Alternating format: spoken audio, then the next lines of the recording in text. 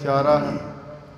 ਮਹਾਰਾਜ ਜੀ ਦੱਸਣਗੇ। ਆਓ ਇੱਕ ਵਾਰੀ ਬੜੇ ਪ੍ਰੇਮ ਸਤਿਕਾਰ ਦੇ ਨਾਲ ਗੁਰੂ ਸਾਹਿਬ ਜੀ ਵੱਲੋਂ ਬਖਸ਼ੇ ਹੋਏ ਗੁਰਮੰਤਰ ਨਾਲ ਸਾਂਝ ਪਾ ਕੇ ਕਥਾ ਦੀ ਪ੍ਰਾਰੰਭਤਾ ਕਰੀਏ। ਪ੍ਰੇਮ ਸਤਿਕਾਰ ਸਹਿਤ ਬੋਲੋ ਜੀ ਸਤਨਾਮ ਸ਼੍ਰੀ ਵਾਹਿਗੁਰੂ ਸਾਹਿਬ ਜੀ। ਦੋਹਰਾ ਬਾਲ ਅਵਸਥਾ ਕੇ ਵਿਖੇ ਏਤੇ ਹੋਤ ਬਿਕਾਰ। ਮਹਾਰਾਜ ਸਾਹਿਬ ਸੱਚੇ ਪਾਤਸ਼ਾਹ ਜੀ ਦੱਸਦੇ ਨੇ ਬਾਲ ਅਵਸਥਾ ਦੇ ਅੰਦਰ ਕਿਹੜੇ ਕਿਹੜੇ ਵਿਕਾਰ ਮਨੁੱਖ ਕਰਦਾ ਹੈ। ਕਿਉਂਕਿ ਜਦੋਂ ਬਚਪਨ ਹੁੰਦਾ ਹੈ ਉਦੋਂ ਸਮਝ ਕੁਛ ਨਹੀਂ ਹੁੰਦੀ, ਪਰ ਸਵਾਸ ਗੁਜ਼ਰ ਰਹੇ ਨੇ। ਐਸਾ ਨਹੀਂ ਹੈ। ਪਰਮਾਤਮਾ ਦੀ ਦਰਗਾਹ ਦੇ ਅੰਦਰ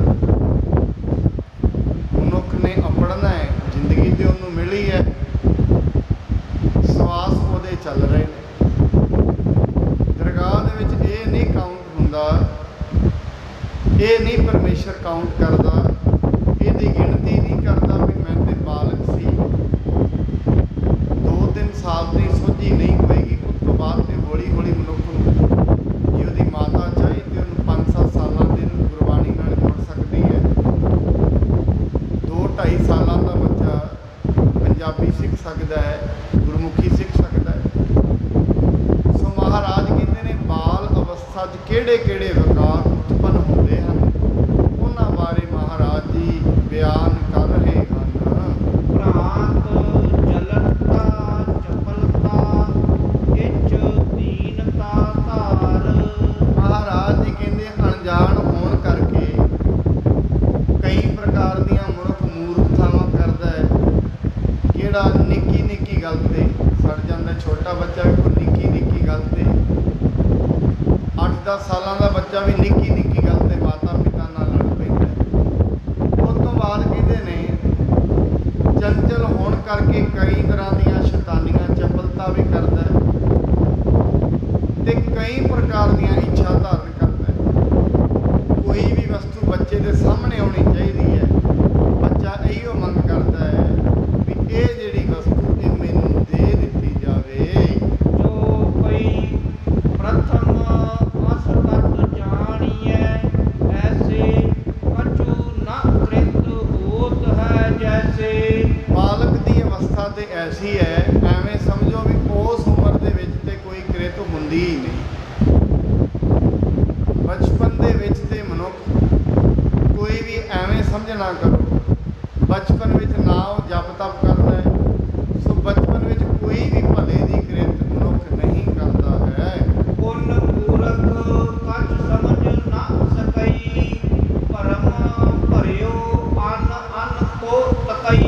ਮਨੁੱਖ ਫਿਰ ਇਹ ਬਾਲਕ ਦੀ ਉਮਰ ਦੇ ਵਿੱਚ ਭਰਮਾਂ ਵਿੱਚ ਹੀ ਫਸਿਆ ਰਹਿੰਦਾ ਹੈ। ਸਦਾ ਪਤਾ ਨਹੀਂ ਕਿਹੜੀ ਬੱਚਾ ਆਮ ਵੇਖੋ ਆਪਣੀਆਂ ਹੀ ਮਸਤੀ 'ਚ ਹੁੰਦਾ ਹੈ, ਉਹਨੂੰ ਸਮਾਜ ਬਾਰੇ ਕੋਈ ਪਤਾ ਨਹੀਂ ਕੀ ਲੈਣ ਆਇਆ ਹੈ, ਕੀ ਸਮਾਂ ਹੈ। ਅੱਜ ਦੀ ਦੁਨੀਆ ਦਾ ਐਸਾ ਨਿਗਾਰ, ਦੁਨੀਆ ਦਾ ਝੁਕਾਅ ਐਵੇਂ ਹੋ ਗਿਆ ਹੈ ਜਿਵੇਂ ਬਾਹਰ ਦੀ ਵਿੱਦਿਆ ਵੀ ਤੂੰ ਡਾਕਟਰ ਬਣ ਜਾ, ਇੰਜੀਨੀਅਰ ਬਣ ਜਾ, ਇਹਦੇ ਵੱਲ ਨੂੰ ਬਸ ਆਹੀ ਸਭ ਕੁਛ ਹੈ। ਐਸਾ ਨਹੀਂ ਹੈ। ਠੀਕ ਹੈ, ਇਹ ਜਿਹੜੀ ਵਿੱਦਿਆ ਹੈ ਇਹ ਮਨੁੱਖ ਨੂੰ ਮਾਇਆ ਜ਼ਰੂਰ ਦਿੰਦੀ ਹੈ, ਪੈਸਾ ਹੀ ਦਿੰਦਾ। ਡਾਕਟਰੀ ਅੱਜ ਕੱਲ੍ਹ ਡਾਕਟਰੀ ਦਾ ਕੀਤਾ ਵੈਸੇ ਤੇ ਇੱਕ ਭਗਵਾਨ ਦਾ ਹੀ ਕੀਤਾ ਹੈ। ਡਾਕਟਰ ਨੂੰ ਇੱਕ ਭਗਵਾਨ ਮੰਨਿਆ ਗਿਆ ਹੈ, ਪਰ ਅੱਜ ਇਹ ਵੇਖਿਆ ਜਾਂਦਾ ਵੀ ਬੱਚਾ ਡਾਕਟਰੀ ਕਰ ਰਿਹਾ, ਇਹਦਾ ਮਤਲਬ ਇਹ ਹੈ ਹੁਣ ਬੜਾ ਪੈਸਾ ਕਮਾਏਗਾ। ਪੈਸਾ ਇਹ ਜਿਹੜੀ ਬਾਹਰ ਦੀ ਵਿੱਦਿਆ ਹੈ ਇਹ ਮਨੁੱਖ ਨੂੰ ਮਨੁੱਖ ਨਹੀਂ ਬਣਾਉਂਦੀ, ਇਹ ਸਿਰਫ ਪੈਸਾ ਇਕੱਠਾ ਕਰਨਾ ਸਿਖਾਉਂਦੀ ਹੈ। ਪਰ ਜਿਹੜੀ ਧਰਮ ਦੀ ਕਿਰਤ ਹੈ, ਇਹ ਗੁਰੂ ਗ੍ਰੰਥ ਸਾਹਿਬ ਜੀ ਦੀ ਪੜ੍ਹਾਈ ਹੈ, ਇਹ ਦੋਵੇਂ ਚੀਜ਼ਾਂ ਸਿਖਾਉਂਦੀ ਹੈ। ਜੇ ਬੱਚਾ ਗੁਰੂ ਨਾਲ ਜੁੜਿਆ ਹੋਵੇ, ਬਾਲਪਨ ਦੇ ਵਿੱਚ ਕੋਈ ਰੱਬ ਨਾਲ ਜੁੜ ਜਾਏ, ਇੱਕ ਤੇ ਉਹਦਾ ਜਿਹੜਾ ਮਨ ਹੈ ਦੁਨੀਆ ਦੀਆਂ ਜਿਹੜੀਆਂ ਬਾਹਰੀ ਵਾਸ਼ਨਾਵਾਂ ਹਨ ਇਹਨਾਂ ਤੋਂ ਬਚਿਆ ਰਹਿੰਦਾ ਹੈ। ਔਰ ਜਲਨਤਾ ਜੋ ਕਛ ਚਾਹੀ ਜਲਤ ਰਹਿਤ ਸੋ ਪਾਵਤ ਨਾਹੀ। ਫਿਰ ਮਨੁੱਖ ਬਾਲ ਅਵਸਥਾ ਵਿੱਚ ਸੜਦਾ ਵੀ ਹੈ, ਜਲਨਤਾ ਕਰਦਾ ਹੈ। ਜੋ ਕੁਛ ਇਹ ਚਾਹੁੰਦਾ ਹੈ ਮਾਂ ਮਾਂ-ਬਾਪ ਲੈ ਕੇ ਨਹੀਂ ਦਿੰਦੇ, ਫਿਰ ਮਨੁੱਖ ਲੜਦਾ ਹੀ ਰਹਿੰਦਾ ਹੈ, ਸੜਦਾ ਹੀ ਰਹਿੰਦਾ ਹੈ। ਕਪ ਇੱਕ ਘਲ ਥਿਰ ਰਹਿ ਨਾ ਸਕਤ ਜਸ, ਕਉ ਨਹਿ ਠਹਿਰੈ ਚੰਚਲਤਾ ਅਸ। ਐਸਾ ਕੰਮ ਹੁੰਦਾ ਹੈ ਜਿਵੇਂ ਬਾਂਦਰ ਇੱਕ ਥਾਂ ਟਿਕ ਕੇ ਨਹੀਂ ਨਾ ਬੈਠਦਾ, ਬੱਚੇ ਦਾ ਵੀ ਐਸਾ ਹੀ ਕੰਮ ਹੁੰਦਾ, ਇੱਕ ਥਾਂ ਨਹੀਂ ਬੈਠੇਗਾ, ਕਦੀ ਕਿੱਧਰ ਨੂੰ ਭੱਜ ਗਿਆ, ਕਦੀ ਕਿੱਧਰ। ਛੋਟੇ ਬੱਚੇ ਦਾ ਐਸਾ ਹੀ ਕੰਮ ਹੁੰਦਾ। ਇਹ ਮਹਾਰਾਜ ਛੋਟੇ ਬੱਚੇ ਦੀ ਗੁਰੂ ਨਾਨਕ ਸਾਹਿਬ ਦੱਸ ਰਹੇ ਨੇ ਵੀ ਜਿਹੜਾ ਛੋਟਾ ਬੱਚਾ ਹੈ, ਜਦੋਂ ਮਨੁੱਖ ਬਾਲਪਨ ਦੇ ਵਿੱਚ ਹੁੰਦਾ ਹੈ, ਉਹਨੂੰ ਪਰਮੇਸ਼ਰ ਦੀ ਭਗਤੀ ਬਾਰੇ ਨਹੀਂ ਪਤਾ ਹੁੰਦਾ ਹੈ। ਇੱਛਾ ਸਦਾ ਪਦਾਰਥ ਕੇਰੀ, ਹੋਤ ਦੀਨਤਾ ਸਭਨ ਅਗੇਰੀ। ਹਮੇਸ਼ਾ ਮਨੁੱਖ ਦੇ ਅੰਦਰ ਪਦਾਰਥਾਂ ਦੀ ਇੱਛਾ ਜਾਗੀ ਰਹਿੰਦੀ, ਹਮੇਸ਼ਾ ਇਹ ਪਦਾਰਥਾਂ ਨੂੰ ਹੀ ਲੈਣਾ ਚਾਹੁੰਦਾ ਹੈ। ਔਰ ਜੇ ਪਦਾਰਥ ਲੈਣਾ ਚਾਹੁੰਦਾ ਇਹਦੇ ਵਾਸਤੇ, ਫਿਰ ਮਨੁੱਖ ਸਾਰਿਆਂ ਦੇ ਅੱਗੇ ਦੀਨ ਹੀ ਬਣਿਆ ਰਹਿੰਦਾ ਹੈ। ਮੂੜ ਗੰਗ ਅਪਵਿੱਤਰ ਰਹਾਈ, ਵਾਛਤ ਵਸਤ ਨ ਉਚਰ ਸਕਾਈ। ਕਹਿੰਦੇ ਅਸਲ ਦੇ ਵਿੱਚ ਬੱਚਾ ਹੁੰਦਾ ਹੈ, ਗੂੰਗਾ ਰਹਿੰਦਾ ਹੈ, ਬੋਲ ਤੇ ਸਕਦਾ ਨਹੀਂ, ਪਰ ਇਹ ਵਸਤੂਆਂ ਸਾਰੀਆਂ ਹੀ ਚਾਹੁੰਦਾ ਹੈ, ਇਹਨੂੰ ਮਿਲਦੀਆਂ ਨਹੀਂ ਹਨ। ਮਾਤ ਪਿਤਾ ਕੋ ਭੈ ਨਿਤ ਰਹੀ, ਖਿਨ ਖਿਨ ਵਿਖੈ ਅਨਾਦਰ ਰਹੀ। ਛੋਟੀ ਉਮਰ ਦੇ ਵਿੱਚ ਮਾਤਾ ਪਿਤਾ ਦਾ ਭੈ ਬਣਿਆ ਰਹਿੰਦਾ ਹੈ, ਇਸ ਕਰਕੇ ਮਨੁੱਖ ਨੂੰ ਬੜਾ ਅਨਾਦਰ ਸਹਿਣਾ ਪੈਂਦਾ ਹੈ। ਜਦੋਂ ਛੋਟੀ ਉਮਰ ਦੇ ਵਿੱਚ ਹੁੰਦਾ ਹੈ, ਮਾਤਾ ਪਿਤਾ ਦਾ ਭੈ ਜ਼ਿਆਦਾ ਰਹਿੰਦਾ ਹੈ, ਹਰੇਕ ਕੰਮ ਮਾਤਾ ਪਿਤਾ ਤੋਂ ਪੁੱਛ ਕੇ ਕਰਦਾ ਹੈ। ਇਸ ਕਰਕੇ ਇਹ ਛੋਟੀ ਉਮਰੇ ਮਨੁੱਖ ਭਗਤੀ ਤੇ ਨਹੀਂ ਕਰਦਾ, ਬਸ ਇਸ ਡਰ ਦੇ ਵਿੱਚ ਰਹਿੰਦਾ ਹੈ। ਜਿਉ ਕੂਕਰ ਦਵਾਰਨ ਕੋ ਜਾਈ, ਬਾਰ ਬਾਰ ਅਪਮਾਨਹਿ ਪਾਈ। ਜਿਵੇਂ ਇੱਕ ਕੂਕਰ ਹੁੰਦਾ ਹੈ, ਦੁਬਾਰਾ ਦੂਜਿਆਂ ਦੇ ਦੁਆਰਿਆਂ ਤੇ ਜਾਂਦਾ ਹੈ, ਇਹ ਬੱਚੀ ਉਮਰ ਹੈ, ਜਿਹੜੀ ਛੋਟੀ ਉਮਰ ਹੈ, ਇਹ ਵੀ ਸਮਝੋ ਅਪਮਾਨਤਾ ਸਹਿਣ ਵਾਲੀ ਹੈ। ਬਾਲ ਅਵਸਥਾ ਅਸ ਦੁਖ ਖਾਨੀ, ਜਿਸ ਮੈਂ ਸੁਖ ਕੀ ਰੰਜ ਨ ਜਾਨੀ। ਸੋ ਇਸ ਕਰਕੇ ਮਹਾਰਾਜ ਕਹਿੰਦੇ ਨੇ ਜਿਹੜੀ ਬਚਪਨ ਦੀ ਅਵਸਥਾ ਹੈ, ਇਹ ਦੁੱਖਾਂ ਦੀ ਖਾਨ ਹੈ। ਕਈ ਵਾਰੀ ਮਨੁੱਖ ਕਹਿੰਦੇ ਨੇ ਬਚਪਨ ਬੜਾ ਚੰਗਾ ਸੀ, ਕਿਉਂ? ਉਦੋਂ ਕੋਈ ਪੁੱਛਦਾ ਨਹੀਂ ਸੀ, ਟੈਨਸ਼ਨ ਨਹੀਂ ਸੀ, ਪਰ ਉਦੋਂ ਮਨੁੱਖ ਸੜਦਾ ਤੇ ਰਹਿੰਦਾ ਸੀ, ਕਿਸੇ ਚੀਜ਼ ਨੂੰ ਮੰਗ ਕੇ ਖਲੋ ਜਾਂਦਾ ਹੈ, ਮਾਂ-ਬਾਪ ਨਹੀਂ ਸੀ ਦਿੰਦੇ। ਫਿਰ ਉਹ ਬੱਚੇ ਨੂੰ ਪੁੱਛੋ ਉਹਦੇ ਅੰਦਰ ਕੀ ਚੱਲਦਾ ਹੈ। ਮਾਂ-ਬਾਪ ਕਿਸੇ ਚੀਜ਼ ਨੂੰ ਕਹਿਣ ਤੇ ਉਹ ਨਾ ਮਿਲੇ, ਤੇ ਫਿਰ ਉਹ ਬੱਚਾ ਹੀ ਜਾਣਦਾ ਜੋ ਉਹਦੇ ਅੰਦਰ ਬਣਦਾ ਹੈ। ਸੋ ਇਸ ਕਰਕੇ ਗੁਰੂ ਜੀ ਕਹਿੰਦੇ ਬਚਪਨ ਜਿਹੜਾ ਹੈ, ਇਹ ਤੇ ਦੁੱਖਾਂ ਦੀ ਖਾਨ ਹੈ। ਤਾਂ ਤੇ ਸਿਮਰਨ ਸ਼੍ਰੀ ਕਰਤਾਰਾ, ਨਰ ਤਨ ਧਰ ਕੇ ਕਰੋ ਉਧਾਰਾ।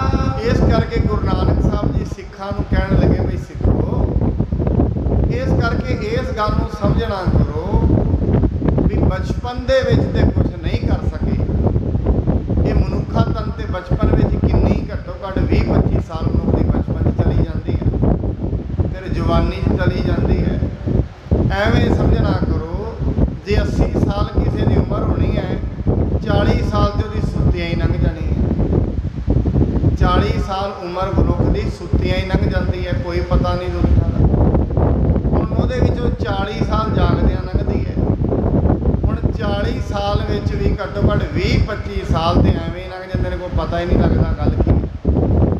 ਮਹਾਰਾਜ ਕਹਿੰਦੇ ਤਾਂ ਤੇ ਇਸ ਕਰਕੇ ਪਰਮੇਸ਼ਰ ਦਾ ਸਿਮਰਨ ਮਨੁੱਖ ਨੂੰ ਹਮੇਸ਼ਾ ਕਰਦੇ ਰਹਿਣਾ ਚਾਹੀਦਾ ਹੈ, ਤਾਂ ਜੋ ਇਹ ਮਨੁੱਖਾ ਦੇਹੀ ਜਿਹੜੀ ਮਿਲੀ ਹੈ, ਇਸ ਦਾ ਉਧਾਰ ਹੋ ਸਕੇ। ਉਹਰੋ ਜੁਬਾ ਅਵਸਥਾ ਪਾਈ, ਕਾਮ ਪਿਚਾਸ ਲੱਗੈ ਤਬ ਧਾਈ। ਫਿਰ ਜਵਾਨੀ ਆਉਂਦੀ ਹੈ, ਇਹ ਜਵਾਨੀ ਦੇ ਅੰਦਰ ਫਿਰ ਮਨੁੱਖ ਨੂੰ ਕਾਮਕ ਬਿਰਤੀ ਤੰਗ ਕਰਦੀ ਹੈ। ਜਵਾਨੀ ਦੇ ਵਿੱਚ ਮਨੁੱਖ ਦਾ ਜਿਹੜਾ ਧਿਆਨ ਹੈ ਉਹ ਪਰਮੇਸ਼ਰ ਵੱਲ ਨਹੀਂ ਹੁੰਦਾ, ਕਾਮ ਵੱਲ ਜ਼ਿਆਦਾ ਹੁੰਦਾ। ਇਹਨੂੰ ਮਹਾਰਾਜ ਜੀ ਕਹਿੰਦੇ ਇਹ ਜਿਹੜਾ ਭੂਤ ਹੈ, ਪਿਸ਼ਾਚ ਹੈ, ਕਾਮ ਰੂਪੀ ਪਿਸ਼ਾਚ, ਇਹ ਮਨੁੱਖ ਨੂੰ ਜ਼ਿਆਦਾ ਤੰਗ ਕਰਦਾ ਹੈ। ਫਿਰਿਓ ਸਰੋਜ ਚਿੱਤ ਬਹੁ ਭਾਂਤੀ, ਇੱਛ ਪੰਖਰੀ ਜੇ ਬਿਗਸਾਤੀ। ਜਿਵੇਂ ਐਵੇਂ ਸਮਝੋ, ਜਿਵੇਂ ਕਮਲ ਦਾ ਫੁੱਲ ਬੜਾ ਖਿੜਿਆ ਹੁੰਦਾ ਹੈ, ਜਵਾਨੀ ਦੇ ਵਿੱਚ ਮਨੁੱਖ ਜਿਹੜਾ ਇੱਛਾਵਾਂ ਕਰਕੇ ਇਵੇਂ ਖਿੜਿਆ ਰਹਿੰਦਾ ਹੈ। ਜਿਉ ਨਿਰਧਨੀ ਧਨੀ ਕੇ ਪਾਸਾ ਕਰੇ ਸਤਿਤ ਧਾਰ ਉਰ ਆਸਾ। ਇੱਕ ਹੋਰ ਉਦਾਹਰਣ ਦਿੰਦੇ ਨੇ ਜਵਾਨੀ ਦੇ ਵਿੱਚ ਕਿਵੇਂ ਖਿੜਦਾ। ਜਿਵੇਂ ਕੋਈ ਨਿਰਧਨ ਮਨੁੱਖ ਹੋਏ, ਪੈਸਾ ਉਹਦੇ ਕੋਲ ਨਾ ਹੋਏ ਤੇ ਉਹ ਕਿਸੇ ਪੈਸੇ ਵਾਲੇ ਦੇ ਘਰ ਜਾਏ, ਉਹਨੂੰ ਬੜੀ ਆਸ ਹੁੰਦੀ ਹੈ ਵੀ ਇੱਥੋਂ ਬੜਾ ਕੁਝ ਪ੍ਰਾਪਤ ਹੋਏਗਾ, ਉਹ ਤਾਂ ਕਰਕੇ ਉੱਥੇ ਬੈਠਾ ਰਹਿੰਦਾ। ਐਸੀ ਅਵਸਥਾ ਮਨੁੱਖ ਦੀ ਜਵਾਨੀ ਵਿੱਚ ਬਣੀ ਰਹਿੰਦੀ ਹੈ। ਤਿਉ ਪਿਖ ਜੂਆ ਜੋ ਸਰਬ ਵਿਕਾਰਾ ਆਏ ਸਤਿਤ ਹੋਵੇ ਨਰਨ ਬੁਝਾਰਾ। ਇਸ ਕਰਕੇ ਜਵਾਨੀ ਦੀ ਜਿਹੜੀ ਉਮਰ ਹੈ, ਇਹਦੇ ਵਿੱਚ ਮਨੁੱਖ ਵਕਾਰ ਬੜੇ ਖੱਟਦਾ ਹੈ। ਵਕਾਰ ਖੱਟਣ ਕਰਕੇ ਆ ਕੇ ਜਿੰਨੇ ਇਹਦੇ ਯਾਰ ਬੇਲੀ ਨੇ, ਦੋਸਤ ਨੇ, ਉਹਨਾਂ ਦੀਆਂ ਟੋਲੀਆਂ 'ਚ ਖੜਾ ਹੁੰਦਾ ਹੈ। ਇਹ ਗੁਰੂ ਨਾਨਕ ਸਾਹਿਬ ਜੀ ਸਾਰੀ ਉਮਰ ਦਾ ਹਵਾਲ ਦੇ ਰਹੇ ਨੇ ਕਿ ਬਚਪਨ ਵਿੱਚ ਕੀ ਕੀਤਾ, ਜਵਾਨੀ ਵਿੱਚ ਮਨੁੱਖ ਕੀ ਕਰਦਾ ਹੈ ਤੇ ਬੁਢੇਪੇ ਵਿੱਚ ਕੀ ਕਰਦਾ। ਸੋ ਇਹ ਜਵਾਨੀ ਵਿੱਚ ਦੱਸਦੇ ਰਹੇ ਨੇ ਮਨੁੱਖ ਦੀ ਜਵਾਨੀ ਇਸ ਕੰਮ ਦੇ ਵਿੱਚ ਹੀ ਗੁਜ਼ਰ ਜਾਂਦੀ ਹੈ। ਕਾਮ ਪਿਚਾਸ ਲਗਿਓ ਇਸ ਤਾਈ ਨਾਰ ਬਰਤ ਮਹਿ ਦੇ ਡਿਗਾਈ। ਕਾਮ ਇਹਦੇ ਸਿਰ ਤੇ ਚੜਿਆ ਰਹਿੰਦਾ, ਇਹਨੂੰ ਡੇਗ ਦਿੰਦਾ ਹੈ, ਜਪ ਤੋਂ ਵੀ ਡੇਗ ਦਿੰਦਾ ਹੈ, ਪੜ੍ਹਾਈ ਤੋਂ ਵੀ ਡੇਗ ਦਿੰਦਾ ਹੈ, ਸੱਤ ਤੋਂ ਵੀ ਡੇਗ ਦਿੰਦਾ ਹੈ। ਬਹੁਤੀ ਉਮਰ ਮਨੁੱਖ ਦੀ ਇਸੇ ਕੰਮ ਦੇ ਵਿੱਚ ਡਿੱਗ ਜਾਂਦੀ ਹੈ। ਇਸ ਮਹਿ ਪਰਿਓ ਮਹਾ ਦੁਖ ਪਾਵੈ ਨਿਕਸਿਓ ਜਾਏ ਨਾ ਜਨਮ ਗਵਾਵੈ। ਇਹਦੇ ਵਿੱਚ ਪੈ ਜਾਂਦਾ ਹੈ, ਬਸ ਐਸਾ ਪੈਂਦਾ ਜਨਮ ਹੀ ਗਵਾ ਕੇ ਨਿਕਲਦਾ ਉਸ ਤੋਂ ਪਹਿਲਾਂ। ਮੈਂ ਇਵੇਂ ਕਹਿੰਦੇ ਆ, ਮਾੜੇ ਖਾਏ ਹਾਲਾਤ ਐਸਾ ਮਤ ਸਮਝਣਾ ਜਵਾਨੀ ਜੀ ਚੱਲਦਾ। ਜਿਉਂ-ਜਿਉਂ ਮਨੁੱਖ ਦਾ ਸਰੀਰ ਬੁੱਢਾ ਹੁੰਦਾ ਜਾਂਦਾ ਹੈ, ਮਨ ਮੈਲਾ ਜ਼ਿਆਦਾ ਹੀ ਹੁੰਦਾ ਜਾਂਦਾ ਹੈ ਜੇ ਨਾਮ ਨਾ ਜਪੇ। ਜਿਵੇਂ ਇੱਕ ਕਮਰਾ ਬੰਦ ਹੋਏ, ਪਹਿਲੇ ਸਾਲ ਘੰਟਾ ਘੱਟ ਹੋਏਗਾ, ਦੂਜੇ ਸਾਲ ਹੋਰ ਜ਼ਿਆਦਾ ਹੋਏਗਾ, ਤੀਜੇ ਸਾਲ ਜਿਉਂ-ਜਿਉਂ ਜਿੰਨਾ ਪੁਰਾਣਾ ਹੁੰਦਾ ਜਾਏਗਾ, ਘੱਟਾ ਵੱਧਦਾ ਹੀ ਜਾਣਾ ਜਿਹਨੂੰ ਸਾਫ਼ ਨਾ ਕਰੀਏ। ਐਵੇਂ ਹੀ ਇਹ ਮਨ ਹੈ। ਜੇ ਇਹ ਮਨ ਨੂੰ ਰੋਜ਼ ਮਨੁੱਖ ਸਾਫ਼ ਨਾ ਕਰੇ ਕੋਈ ਭਜਨ ਬੰਦਗੀ ਦੇ ਨਾਲ, ਇਹਦੇ ਅੰਦਰ ਵਕਾਰਾਂ ਦਾ ਜਿਹੜੀ ਧੂੜ ਹੈ ਉਹ ਚੜ੍ਹਦੀ ਜਾਣੀ ਹੈ। ਪਹਿਲੀ ਗੱਲ ਤੇ ਮਹਾਰਾਜ ਤੇ ਇਵੇਂ ਕਹਿੰਦੇ ਨੇ, ਚੜ੍ਹੀ ਤੇ ਹੋਈ ਹੈ ਬਹੁਤ ਜ਼ਿਆਦਾ, ਪਹਿਲਾਂ ਹੀ ਬੜੀ ਚੜ੍ਹੀ ਹੋਈ। ਇਹ ਤੇ ਹੁਣ ਟਾਈਮ ਲਾਉਣ ਦਾ ਹੈ। ਇਹ ਤੇ ਇਵੇਂ ਸਮਝੋ ਹੁਣ ਇਹ ਕੁੰਡਾ ਖੋਲ੍ਹਣ ਦਾ ਟਾਈਮ ਹੈ, ਜਿੰਦਰਾ ਤੋੜਨ ਦਾ ਟਾਈਮ ਹੈ ਵੀ ਅੰਦਰ ਸਾਫ਼ ਕਰ ਲਈਏ। ਕਿਉਂਕਿ ਪਸ਼ੂ ਦੀ ਜੂਨੀ 'ਚ ਤੇ ਮਨ ਸਾਫ਼ ਨਹੀਂ ਹੁੰਦਾ। ਪਸ਼ੂ ਦੀ ਜੂਨੀ 'ਚ ਤੇ ਖਾਣਾ ਪੀਣਾ ਹੀ ਹੈ, ਬਸ ਸੋ ਜਾਓ ਤੇ ਖਾਓ। ਪੰਛੀਆਂ ਦੀ ਜੂਨੀ ਵੀ ਐਸੀ, ਖਾਓ ਤੇ ਸੋ ਜਾਓ। ਇਹ ਸਿਰਫ ਮਨੁੱਖਾਂ ਹੀ ਜੂਨੀ ਐਸੀ ਹੈ ਜਿਹਦੇ ਵਿੱਚ ਮਨੁੱਖ ਇਹ ਜਿੰਦਰਾ ਤੋੜ ਸਕਦਾ ਹੈ, ਤੋੜ ਕੇ ਤੇ ਮਨ ਨੂੰ ਸਾਫ਼ ਕਰ ਸਕਦਾ ਹੈ। ਇਹ ਇਹਦੇ ਕੋਲ ਇੰਨੀ ਵਿਚਾਰ ਸ਼ਕਤੀ ਦਿੱਤੀ ਹੈ। ਔਰ ਕਿੱਡੀ ਸੋਹਣੀ ਇਹ ਦੇਹ ਵੀ ਰੱਬ ਨੇ ਬਣਾਈ ਹੈ। ਮਨੁੱਖ ਵੇਖੋ, ਜਿਹੜਾ ਸ਼ੇਰ ਜੰਗਲ ਦੇ ਵਿੱਚ ਕਿਸੇ ਨੂੰ ਕੁਝ ਕਰਨ ਨਹੀਂ ਦਿੰਦਾ, ਕਿਸੇ ਜਾਨਵਰ ਨੂੰ, ਮਨੁੱਖ ਦੇ ਅੱਗੇ ਸਰਕਸਾਂ 'ਚ ਨੱਚਦਾ ਫਿਰਦਾ ਹੈ। ਕਿੰਨੀ ਸ਼ਕਤੀ ਹੈ ਇਹ ਮਨੁੱਖ ਦੇ ਵਿੱਚ, ਕਿੰਨੀ ਰੱਬ ਨੇ ਬਲ ਪਾਇਆ ਹੈ, ਕਿੰਨਾ ਬਲ ਹੈ। ਜਿਹੜਾ ਵੱਡੇ ਵੱਡੇ ਹਾਥੀ ਮਨੁੱਖ ਨੂੰ ਟਿਕਣ ਨਹੀਂ ਦਿੰਦੇ, ਜੰਗਲਾਂ ਦੇ ਵਿੱਚ ਵੱਡੇ ਵੱਡੇ ਜਾਨਵਰਾਂ ਨੂੰ ਟਿਕਣ ਨਹੀਂ ਦਿੰਦੇ, ਮਨੁੱਖ ਦੀ ਕਿੰਨੀ ਸ਼ਕਤੀ ਹੈ। ਸਰਕਸ ਨੱਚਦੇ ਫਿਰਦੇ ਨੇ ਮਨੁੱਖ। ਵੱਡੇ ਵੱਡੇ ਸੱਪ ਜ਼ਹਿਰੀਲੇ ਮਨੁੱਖ ਕਾਬੂ ਕਰ ਲੈਂਦਾ। ਐਵੇਂ ਮਹਾਰਾਜ ਜੀ ਕਹਿੰਦੇ ਨੇ, ਜਵਾਨੀ ਦੇ ਵਿੱਚ ਮਨੁੱਖ ਦਾ ਜਿਹੜਾ ਮਨ ਹੈ ਇਹ ਹੋਰ ਵਕਾਰੀ ਹੋ ਜਾਂਦਾ ਹੈ ਤੇ ਜੀਵਨ ਹੀ ਗਵਾ ਦਿੰਦਾ ਹੈ। ਜਿਨ ਭੋਗੋਂ ਕੋ ਸੁਖ ਲਖ ਭੋਗੇ ਸੋ ਸਭ ਦੁਖ ਕੋ ਕਾਰਨ ਸੋਗੇ। ਮਹਾਰਾਜ ਇਹ ਗੱਲ ਬੜੀ ਇੱਥੇ ਵਿਚਿੱਤਰ ਕਹਿੰਦੇ, ਇਹਨੂੰ ਬਾਣੀ ਵਿੱਚ ਵੀ ਮਹਾਰਾਜ ਨੇ ਕਿਹਾ, ਮਿੱਠਾ ਕਰਕੇ ਖਾਇਆ ਕੌੜਾ ਉਪਜਿਆ ਸਾ। ਜਿਹੜੀਆਂ ਚੀਜ਼ਾਂ ਨੂੰ ਮਨੁੱਖ ਹੁਣ ਮਿੱਠਾ ਕਰਕੇ ਖਾ ਰਿਹਾ ਹੈ, ਇਹ ਕੌੜੀਆਂ ਹੋਣਗੀਆਂ ਅੰਤ ਦੇ ਵਿੱਚ। ਹੈ ਤੇ ਹੁਣੀ ਕੌੜੀਆਂ ਨੇ। ਜਿਵੇਂ ਅੱਜ ਮਨੁੱਖ ਚੁਗਲੀ ਦਾ ਪਿਆਲਾ ਅੱਜ ਪੀ ਲਵੇ, ਅੱਜ ਨਹੀਂ ਇਹਦਾ ਰਿਜ਼ਲਟ ਮਿਲੇਗਾ। ਇਹਦਾ ਰਿਜ਼ਲਟ 2 ਮਹੀਨਿਆਂ ਬਾਅਦ, 3 ਬਾਅਦ ਮਿਲੇਗਾ। ਨਿੰਦਿਆ ਅੱਜ ਕਰੇ, ਇਹਦਾ ਰਿਜ਼ਲਟ ਅੱਜ ਨਹੀਂ ਹੈ। ਹਾਂ, ਜੇ ਕੋਈ ਜ਼ਿਆਦਾ ਹੀ ਕਰਮ ਡਿੱਗੇ ਹੋਣ ਕਿਸੇ ਦੇ, ਉਹਨੂੰ ਨਾਲੋਂ ਨਾਲ ਹੀ ਘਾਟੇ ਪੈਣੇ ਸ਼ੁਰੂ ਹੋ ਜਾਂਦੇ। ਐਸੇ ਵੀ ਨੇ। ਉਹ ਠੀਕ ਹੈ ਜੇ ਨਾਲੋਂ ਨਾਲ ਮਿਲ ਜਾਏ ਤੇ ਮਨੁੱਖ ਸਮਝ ਜਾਏ। ਰੱਬ ਦਾ ਵਿਧਾਨ ਵੀ ਐਸਾ ਹੈ, ਮਾੜਾ ਕਰਨ ਵਾਲਾ ਫਸਦਾ ਤੇ ਜ਼ਰੂਰ ਹੈ, ਪਰ ਹੌਲੀ ਹੌਲੀ ਜਿਉਂ-ਜਿਉਂ ਕਰਮ ਮਾੜੇ ਹੁੰਦੇ ਨੇ। ਕਈਆਂ ਦੇ ਜੇ ਪਹਿਲਾਂ ਹੀ ਕੁਝ ਹੈ ਨਹੀਂ, ਕਈ ਵੇਖੋ ਕਰੋੜਾਂ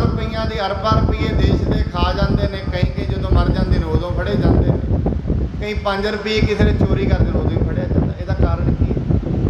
ਇਹਦਾ ਕਾਰਨ ਹੈ ਜਿਹੜਾ ਕਰੋੜਾਂ 'ਚ ਨਹੀਂ ਫੜਿਆ ਗਿਆ, ਉਹਦੀ ਪਿਛਲੇ ਕਰਮ ਜ਼ਿਆਦਾ ਨੇ, ਅਜੇ ਫੜਿਆ ਨਹੀਂ ਗਿਆ।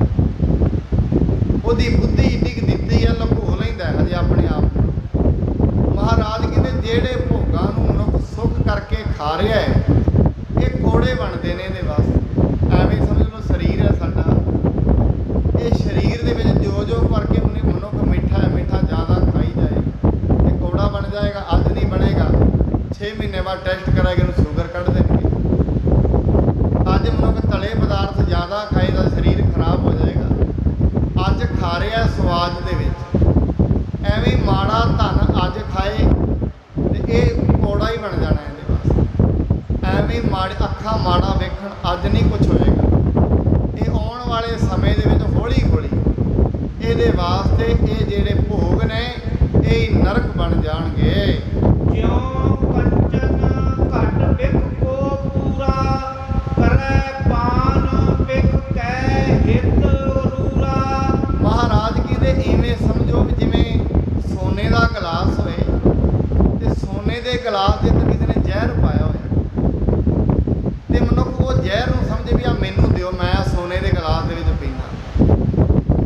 ਜੋ ਹੈ ਤੇ ਸੋਨੇ ਦੇ ਗਲਾਸ ਦੇ ਵਿੱਚ ਜ਼ਹਿਰ, ਜਿਵੇਂ ਫਰੀਦਾ ਇਹ ਵਿਸ ਗੰਧਲਾ ਧਰੀਆਂ ਖੰਡ ਲਿਵਾੜ, ਇਹ ਹੈ ਤੇ ਵਿਸ ਗੰਧ ਦੀਆਂ ਵਿਸ ਦੀਆਂ ਗੰਧਲਾਂ ਨੇ, ਪਰ ਇਹਨਾਂ ਉੱਤੇ ਖੰਡ ਚੜਾਈ ਹੋਈ ਹੈ, ਮਨੁੱਖ ਖਾਈ ਜਾਂਦਾ। ਇਸ ਕਰਕੇ ਇਹ ਜਿਹੜਾ ਮੋਹ ਮਮਤਾ ਦਾ ਰਸ ਹੈ ਹਜੇ ਤੇ ਠੀਕ ਹੈ, ਸੋਨਾ ਚੜਿਆ ਜਾਪਦਾ ਹੈ, ਪਰ ਇਹ ਅੰਤ ਦੇ ਵਿੱਚ ਇਹ ਕੌੜਾ ਹੀ ਹੋ ਜਾਂਦਾ ਹੈ।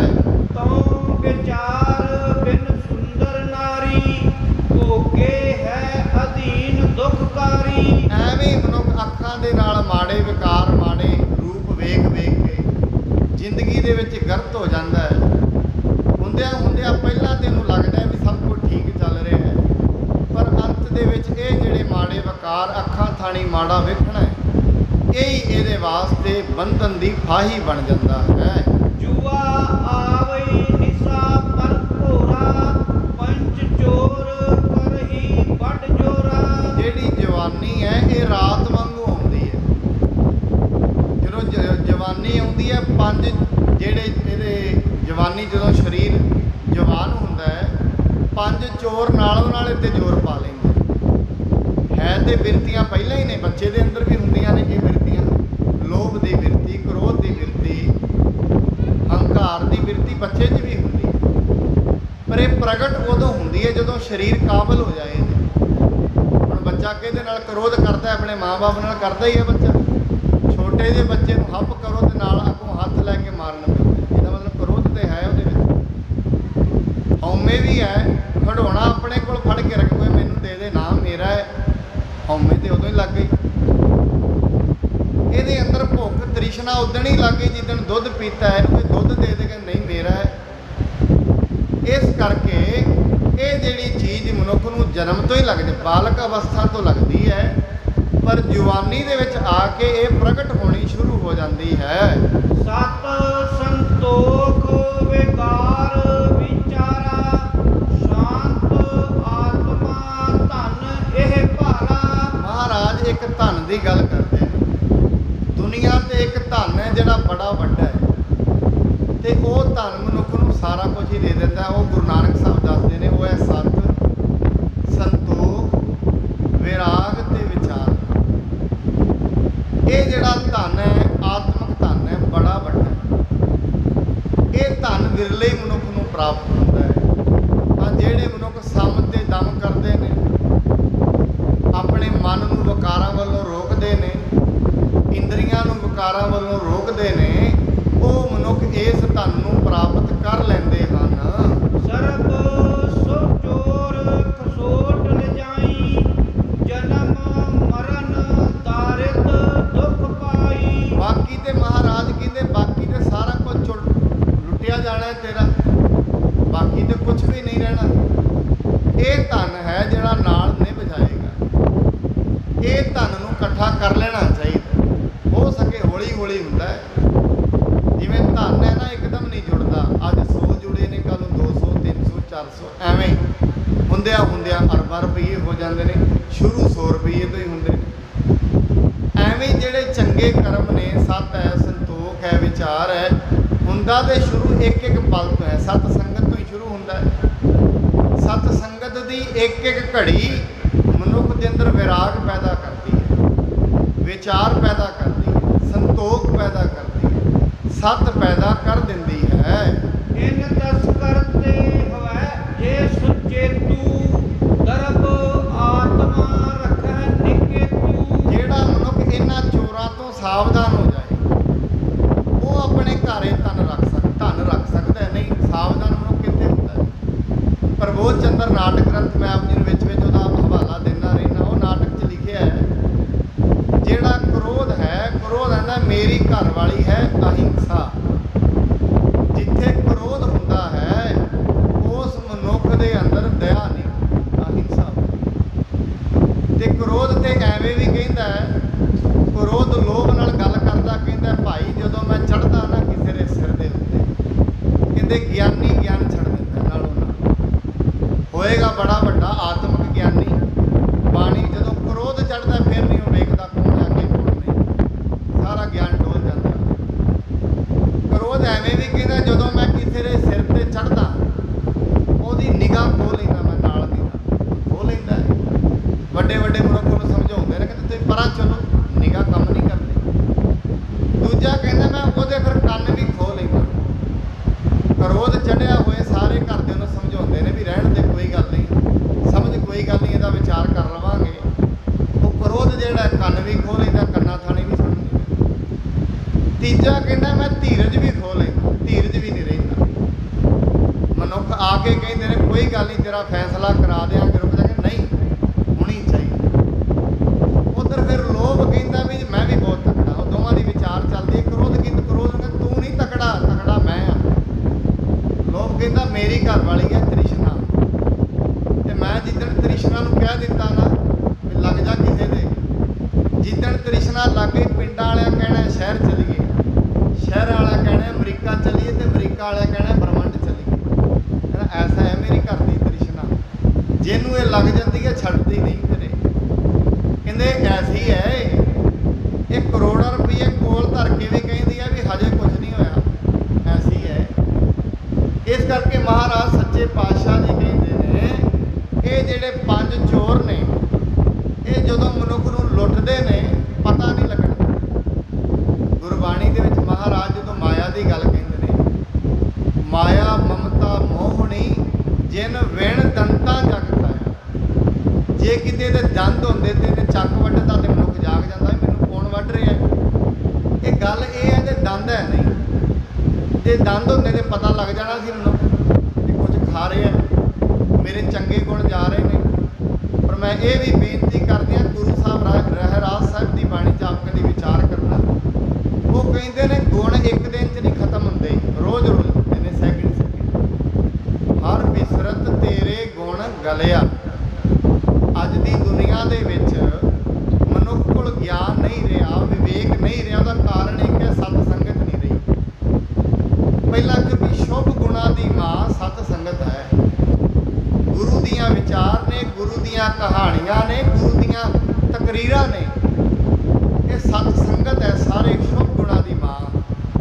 ਤੇ ਸਤ ਸੰਗਤ ਤੋਂ ਤੇ ਮਨੁੱਖ ਭੱਜਦਾ ਬੜਾ ਹੈ। ਇਹਨੂੰ ਹੁੰਦਾ ਵੀ ਇੱਥੇ ਨਾ ਬਹਿਣਾ ਪੈ। ਗੁਰਬਾਣੀ ਪੜ੍ਹੀ ਜਾਏ, ਮਨੁੱਖ ਦਾ ਮਨੁੱਖ ਨਹੀਂ ਭੱਜਣਾ ਚਾਹੁੰਦਾ, ਮਨ ਨਹੀਂ ਟਿਕਣ ਦਿੰਦਾ, ਕਿਉਂਕਿ ਮਨ ਦੇ ਵਿੱਚ ਕੁਝ ਹੋਰ ਚੱਲ ਰਿਹਾ ਹੁੰਦਾ ਹੈ। ਧਨ ਸੇ ਨਰ ਪਾਵਹਿ ਪਦ ਭੂਰੀ ਆਨੰਦ ਵਿਖੈ ਥਿਤ ਤੇ ਬੇਦਰੂਰੀ। ਉਹ ਮਨੁੱਖ ਬੜੇ ਭਾਗਾਂ ਵਾਲੇ ਨੇ ਜਿਨ੍ਹਾਂ ਨੂੰ ਇਹ ਧਨ ਲੱਭ ਗਿਆ, ਵਿਰਾਗ ਲੱਭ ਗਿਆ, ਸਤ ਲੱਭ ਗਿਆ, ਸੰਤੋਖ ਲੱਭ ਗਿਆ।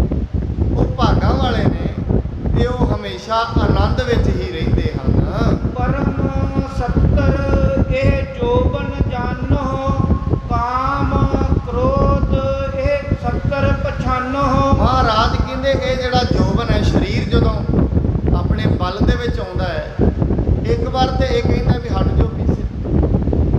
ਜਿੱਦਣ ਮਨੁੱਖ ਆਪਣੀ ਜਵਾਨੀ ਦੇ ਵਿੱਚ ਆਉਂਦਾ ਹੈ, ਇਹਦੇ ਅੰਦਰ ਜਦੋਂ ਪਰਮਾਤਮਾ ਦੀ ਰੋਹ ਦਿੱਤਾ ਹੋਇਆ ਬਲ ਇਹਦੇ ਅੰਦਰ ਆਉਂਦਾ ਹੈ, ਇਹਦੇ ਅੰਦਰ ਫਿਰ ਕ੍ਰੋਧ ਏਡਾ ਹਾਵੀ ਹੁੰਦਾ ਹੈ, ਫਿਰ ਬੰਦੇ ਨੂੰ ਬੰਦਾ ਨਹੀਂ ਬਣਦਾ। ਅਸੀਂ ਵੇਖਦੇ ਹਾਂ ਫਿਰ ਸਿਆਣੇ ਪੁਰਸ਼ੇ ਗੱਲ ਕਹਿੰਦੇ ਨੇ, ਭਾਈ ਇਹਦੇ ਹਜੇ ਧਰਤੀ ਤੇ ਪੈਰ ਨਹੀਂ ਲੱਗ ਰਹੇ, ਆ ਜਾਣਗੇ ਥੱਲੇ। ਕਿਉਂ? ਹਜੇ ਇਹਦੇ ਅੰਦਰ ਜਿਹੜਾ ਵੇਗ ਹੈ ਕ੍ਰੋਧ ਦਾ ਇੰਨਾ ਕੁ ਚੜਿਆ ਹੋਇਆ, ਦਿਮਾਗ ਨੂੰ ਚੜ ਗਿਆ, ਪਤਾ ਹੀ ਨਹੀਂ ਲੱਗ ਰਿਹਾ, ਉਹਨੂੰ ਵਿਖਣਾ ਬੰਦ ਹੋ ਗਿਆ, ਸੁਣਨਾ ਬੰਦ ਹੋ ਗਿਆ। ਗੁਰੂ ਕਹਿੰਦਾ ਵੀ ਛੱਡ ਦੇ, ਰੱਬ ਦਾ ਹੰਕਾਰ ਨਾਲ ਵੈਰ ਹੈ, ਕਥਾ ਤੇ ਸੁਣਦੀ ਹੀ ਨਹੀਂ। ਇਹਨੂੰ ਮਹਾਰਾਜ ਮਾਇਆ ਧਾਰੀ ਵੀ ਇਹ ਕਹਿੰਦੇ ਨੇ। ਮਾਇਆ ਧਾਰੀ ਦਾ ਮਤਲਬ ਪੈਸੇ ਵਾਲਾ ਨਹੀਂ ਹੁੰਦਾ। ਮਾਇਆ ਦੋ ਪ੍ਰਕਾਰ ਦੀ ਹੈ, ਇੱਕ ਜੜ ਤੇ ਇੱਕ ਚੇਤਨ। ਚੇਤਨ ਇਹ ਵਾਲੀ ਮਾਇਆ ਹੈ, ਕਾਮ ਕ੍ਰੋਧ ਲੋਭ, ਇਹ ਚੇਤਨ ਚਾਹੁੰਦੀ ਹੈ। ਇਹ ਜਿਹੜੀ ਮਾਇਆ ਇਹ ਵੀ ਚੜ ਜਾਏ ਸਿਰ ਨੂੰ, ਇਹ ਬੰਦੇ ਨੂੰ ਬੰਦਾ ਨਹੀਂ ਸਮਝਦੀ। ਬੜੇ ਸਿਆਣੇ ਬਜ਼ੁਰਗ ਤਕਰੀਰਾਂ ਦਿੰਦੇ ਨੇ ਮਨੁੱਖ ਨੂੰ, ਭਾਈ ਜਦੋਂ ਲੋਭ ਸਿਰ ਤੇ ਚੜ ਜੇ, ਮੰਨੋ ਭਾਈ ਆਪਣੇ ਰਿਸ਼ਤੇਦਾਰ ਦੀ ਗੱਲ ਮੰਨ ਲੈ, ਨਹੀਂ ਮੰਨਦਾ ਨਹੀਂ। ਸੋ ਮਹਾਰਾਜ ਜੀ ਕਹਿੰਦੇ ਇਹਨੂੰ ਤੇ ਆਪਣਾ ਵੈਰੀ ਸਮਝ ਕੇ ਚੱਲੋ। ਬਾਰ ਬਾਰ ਇਹ ਕਰਹਿ ਪੁੱਟ, ਬਾਰ ਬਾਰ ਇਹ ਕਰਹਿ ਪਰਹਾਰਾ, ਖੰਡ ਖੰਡ ਮਨ ਕੋ ਕਰ ਡਾਰਾ। ਇਹ ਜਿਹੜੇ ਕਾਮ ਤੇ ਕ੍ਰੋਧ ਨੇ ਬਾਰ-ਬਾਰ ਹਮਲਾ ਕਰਦੇ ਨੇ, ਜਵਾਨੀ ਵਿੱਚ ਵੀ ਬੁਢੇਪੇ ਵਿੱਚ ਬਾਰ-ਬਾਰ ਐਸਾ ਹਮਲਾ ਕਰਦੇ ਨੇ, ਖੰਡ ਖੰਡ ਕਰ ਦਿੰਦੇ ਨੇ। ਚੰਗੇ ਗੁਣਾਂ ਨੂੰ ਪੁੱਟ-ਪੁੱਟ ਕੇ ਬਾਹਰ ਸੁੱਟ ਦਿੰਦੇ ਨੇ। ਚੰਗੇ ਇਹਨਾਂ ਦਾ ਹਮਲਾ ਬੜਾ ਤਕੜਾ ਹੈ। ਇਹ ਐਸਾ ਕੰਮ ਕਰਦੇ ਨੇ, ਜਿੰਨੇ ਗੁਣ ਨੇ ਸਤ ਸੰਗਤ ਖੋਹ ਲੈਂਦੇ ਨੇ। ਜਦੋਂ ਸਤ ਸੰਗਤ ਰੱਬ ਦੀ ਬੰਦਗੀ, ਨਾਮ ਚਲਾ ਗਿਆ, ਵਿੱਚ ਰਹਿੰਦਾ ਹੀ ਕੱਖ ਨਹੀਂ। ਜਿਹੜੀ ਪੈਲੀ ਦੇ ਅੰਦਰੋਂ ਚੰਗੇ ਚੰਗੇ ਗੁਣ, ਚੰਗੇ ਚੰਗੇ ਤੱਤ ਚਲੇ ਜਾਣ, ਬੰਜਰ ਕਹਿੰਦੇ ਨੇ ਉਹਨੂੰ, ਧਰਤੀ ਨੂੰ, 'ਚ ਨਹੀਂ ਕੁਝ ਵੀ ਉਗਦਾ। ਤੇ ਮਹਾਰਾਜ ਕਾਹੇ ਰੇ ਨਰ ਕਲਰਾ ਸਿੰਚੋ, ਕਲਰ 'ਚ ਕੀ ਉਗਦਾ? ਇਹ ਮਨੁੱਖ ਦੇ ਮਨ ਨੂੰ ਕਲਰ ਬਣਾ ਦਿੰਦੇ ਨੇ, ਕਾਮ ਕ੍ਰੋਧ ਲੋਭ ਮੋਹ ਹੰਕਾਰ, ਕਲਰ। ਇਹਦੇ ਵਿੱਚ ਫਿਰ ਰੱਬ ਦੀ ਭਗਤੀ ਨਹੀਂ ਉਗਦੀ। ਭਗਤੀ ਨੂੰ ਖੰਡ ਖੰਡ ਕਰਕੇ ਬਾਹਰ ਸੁੱਟ ਦਿੰਦੇ ਹਨ। ਜਿਉ ਸਾਵਨ ਹੋਇ ਬਰਖਾ ਭਾਰੀ, ਸਰੀਤਾ ਕੋ ਪ੍ਰਾਵਹਿ ਬਲਕਾਰੀ। ਆ ਜਿਵੇਂ ਹੁਣ ਸੌਣ ਦਾ ਮਹੀਨਾ ਚੱਲ ਰਿਹਾ, ਇਹਦਾ ਉਦਾਹਰਨ ਦਿੰਦੇ ਨੇ। ਮੀਂਹ ਬੜਾ ਜ਼ੋਰ ਦੇ ਪੈ ਰਹੇ ਨੇ। ਜਦੋਂ ਇਹ ਮੀਂਹ ਜ਼ਿਆਦਾ ਪੈਣਗੇ, ਵੱਡੇ ਵੱਡੇ ਦਰਿਆਵਾਂ ਦੇ ਵਿੱਚ ਹੜ੍ਹ ਆ ਜਾਂਦਾ ਹੈ, ਪਾਣੀ ਆਪਣੀ ਸੀਮਾ ਤੋਂ ਦੂਰ ਨਿਕਲ ਜਾਂਦਾ ਹੈ। ਤਿਉ ਜੋਬਨ ਕੇ ਆਵਨ ਕਰਕੇ, ਤ੍ਰਿਸ਼ਨਾ ਹੋਤ ਅਧਿਕ ਬਲ ਧਰਕੈ। ਇਸ ਕਰਕੇ ਫਿਰ ਜਦੋਂ ਜੋਬਨ ਆਉਂਦਾ ਉਦੋਂ ਤ੍ਰਿਸ਼ਨਾ ਹੋਰ ਜ਼ਿਆਦਾ ਵੱਧ ਜਾਂਦੀ ਹੈ ਹਰ ਬ੍ਰੇਕ ਪਦਾਰਥ ਦੀ। ਤੇ ਮਨੁੱਖ ਕਹਿੰਦਾ ਬਸ ਜਵਾਨੀ ਹੋਈ ਹੈ, ਹੁਣੇ ਕਮਾ ਲਓ, ਅੱਗੇ ਪਤਾ ਨਹੀਂ ਕਮਾਇਆ ਜਾਣਾ ਹੈ। ਪਰ ਐਸਾ ਨਹੀਂ ਹੁੰਦਾ। ਇਹਦਾ ਇੱਕ ਦੋ ਗੱਲਾਂ ਹੋਰ ਵੀ ਨੇ ਬਾਣੀ ਦੇ ਵਿੱਚ। ਮਹਾਰਾਜ ਕਹਿੰਦੇ ਵੀ ਅਸਲ ਦੇ ਵਿੱਚ ਜੋ ਕੁਝ ਤੂੰ ਕਰ ਰਿਹਾ, ਤਾਂ ਨਿਰਣਾ ਤੇ ਕਰ ਕਿਹਦੇ ਲਈ ਕਰ ਰਹੇ ਹੈ? ਮਹਾਰਾਜ ਕਹਿੰਦੇ ਇਹ ਇਸ ਕਰਕੇ, ਜਿਵੇਂ ਸਾਵਣ ਦੇ ਵਿੱਚ ਵਰਖਾ ਹੋਵੇ, ਪਾਣੀ ਦੀਆਂ ਲਹਿਰਾਂ ਬੜੀਆਂ ਤੇਜ਼ ਵਗਦੀਆਂ ਨੇ। ਜੋਬਨ ਜਦੋਂ ਮਨੁੱਖ ਤੇ ਚੜ੍ਹਦਾ ਹੈ, ਜਵਾਨੀ ਦੇ ਵਿੱਚ ਮਨੁੱਖ ਜਦੋਂ ਆਉਂਦਾ ਹੈ, ਇਹ ਨਹਿਰਾਂ ਜਿਵੇਂ ਜਿਹੜੀ ਤ੍ਰਿਸ਼ਨਾ ਹੈ ਉਹ ਬਹੁਤ ਵੱਧ ਜਾਂਦੀ ਹੈ। ਜਿਉ ਸਾਗਰ ਗੰਭੀਰ ਅਪਾਰੇ, ਮੱਛ ਕੱਚ ਹੈ ਨੱਕਰ ਮਝਾਰੇ। ਜਿਵੇਂ ਸਾਗਰ ਬੜਾ ਵੱਡਾ ਹੁੰਦਾ ਹੈ, ਗੰਭੀਰ ਹੁੰਦਾ ਹੈ, ਉਹਦੇ ਵਿੱਚ ਮੱਛੀਆਂ ਰਹਿੰਦੀਆਂ ਹਨ, ਕੱਛੂ ਰਹਿੰਦੇ ਹਨ। ਤਰਨੋ ਕਠਨ ਤਾਹੇ ਕੋ ਹੋਈ, ਚੜ੍ਹੈ ਜਹਾਜ ਪਾਏ ਤਟ ਸੋਈ। ਐਵੇਂ ਸਮਝੋ ਕਿ ਸਾਗਰ ਜਦੋਂ ਭਰਿਆ ਹੋਏ, ਕੌਣ ਤੈਰ ਲਏਗਾ? ਸਾਗਰ ਵਿੱਚ ਨਹੀਂ ਤੈਰਿਆ ਜਾਂਦਾ। ਪਰ ਇੱਕ ਜੇ ਜਹਾਜ਼ ਹੋਏ ਨਾ ਉਦੋਂ ਸਮੁੰਦਰ ਦੇ ਵਿੱਚ, ਉਹ ਜਹਾਜ਼ ਤੇ ਬੈਠ ਕੇ ਮਨੁੱਖ ਸਹਿਜੇ ਹੀ ਚਲਾ ਜਾਂਦਾ ਹੈ। ਤਉ ਜੋਬਨ ਹੈ ਸਹਿਤ ਬੇਕਾਰਾ, ਤਰਨੋ ਕਠਨ ਨਾ ਪਾਵਹਿ ਪਾਰਾ। ਮਹਾਰਾਜ ਕਹਿੰਦੇ ਇਸ ਕਰਕੇ ਇਹ ਜਿਹੜਾ ਜੋਬਨ ਹੈ, ਜਵਾਨੀ ਹੈ, ਇਹਦੇ ਵਿੱਚ ਰੱਬ ਦਾ ਨਾਮ ਲੈਣਾ ਬੜਾ ਔਖਾ ਹੈ। ਕਿਉਂ ਔਖਾ ਹੈ? ਇਹ ਇੰਨੀ ਤੇਜ਼ ਪ੍ਰਵਾਹ ਨਾਲ ਚੱਲਦਾ ਹੁੰਦਾ, ਉਦੋਂ ਸੋਝੀ ਹੁੰਦੀ ਹੋਈ ਨਹੀਂ ਕੋਈ। ਮਹਾਰਾਜ ਕਹਿੰਦੇ ਪਰ ਜੇ ਜਹਾਜ਼ ਹੋਏ, ਜਿਵੇਂ ਸਾਗਰ ਦੇ ਵਿੱਚ ਜਹਾਜ਼ ਹੋਏ, ਤੇ ਮਨੁੱਖ ਸਹਿਜੇ ਹੀ ਪਾਰ ਹੋ ਜਾਂਦਾ ਹੈ। ਲੱਖ ਸਤ ਸੰਗਤ ਕੋਟ ਮਹਾਨਾ, ਸਿਮਰਨ ਨਾਮ ਜਹਾਂ ਵਰਤਵਾਨਾ। ਮਹਾਰਾਜ ਕਹਿੰਦੇ ਫਿਰ ਜਹਾਜ਼ ਕੀ ਹੈ? ਜਹਾਜ਼ ਹੈ ਸਤ ਸੰਗਤ। ਹੁਣ ਕਦੀ ਨੋਟ ਕਰਨਾ, ਸਤ ਸੰਗਤ ਦੇ ਵਿੱਚ ਜਵਾਨ ਮੁੰਡੇ ਜਿਹੜੇ ਬੱਚੇ ਨੇ ਉਹ ਘੱਟ ਹੀ ਆਉਂਦੇ ਨੇ। ਉਹਦਾ ਕਾਰਨ ਕੀ ਹੈ? ਉਹਦਾ ਇੱਕੋ ਇੱਕ ਕਾਰਨ, ਸਾਨੂੰ ਕੀ ਲੋੜ ਹੈ ਸਤ ਸੰਗਤ ਦੀ? ਇਹਦੇ ਬੁਢੇਪੇ ਦੇ ਕੰਮ ਨੇ। ਇਹ ਬੁਢੇਪੇ ਦੇ ਨਹੀਂ, ਸਤ ਸੰਗਤ ਹੋਣੀ ਉਹ ਬਾਲਕਪਨ ਤੋਂ ਚਾਹੀਦੀ ਹੈ, ਜਵਾਨੀ ਤੋਂ। ਮਹਾਰਾਜ ਤਾਂ ਹੀ ਤੇ ਕਹਿੰਦੇ ਨੇ, ਜਾ ਕੋ ਹਰ ਰੰਗ ਲਾਗੋ ਇਸ ਯੁੱਗ ਮੈਂ, ਸੋ ਕਹੀਅਤ ਹੈ ਸੂਰਾ। ਮਹਾਰਾਜ ਸੂਰਮਾ ਉਹਨੂੰ ਨਹੀਂ ਕਹਿੰਦੇ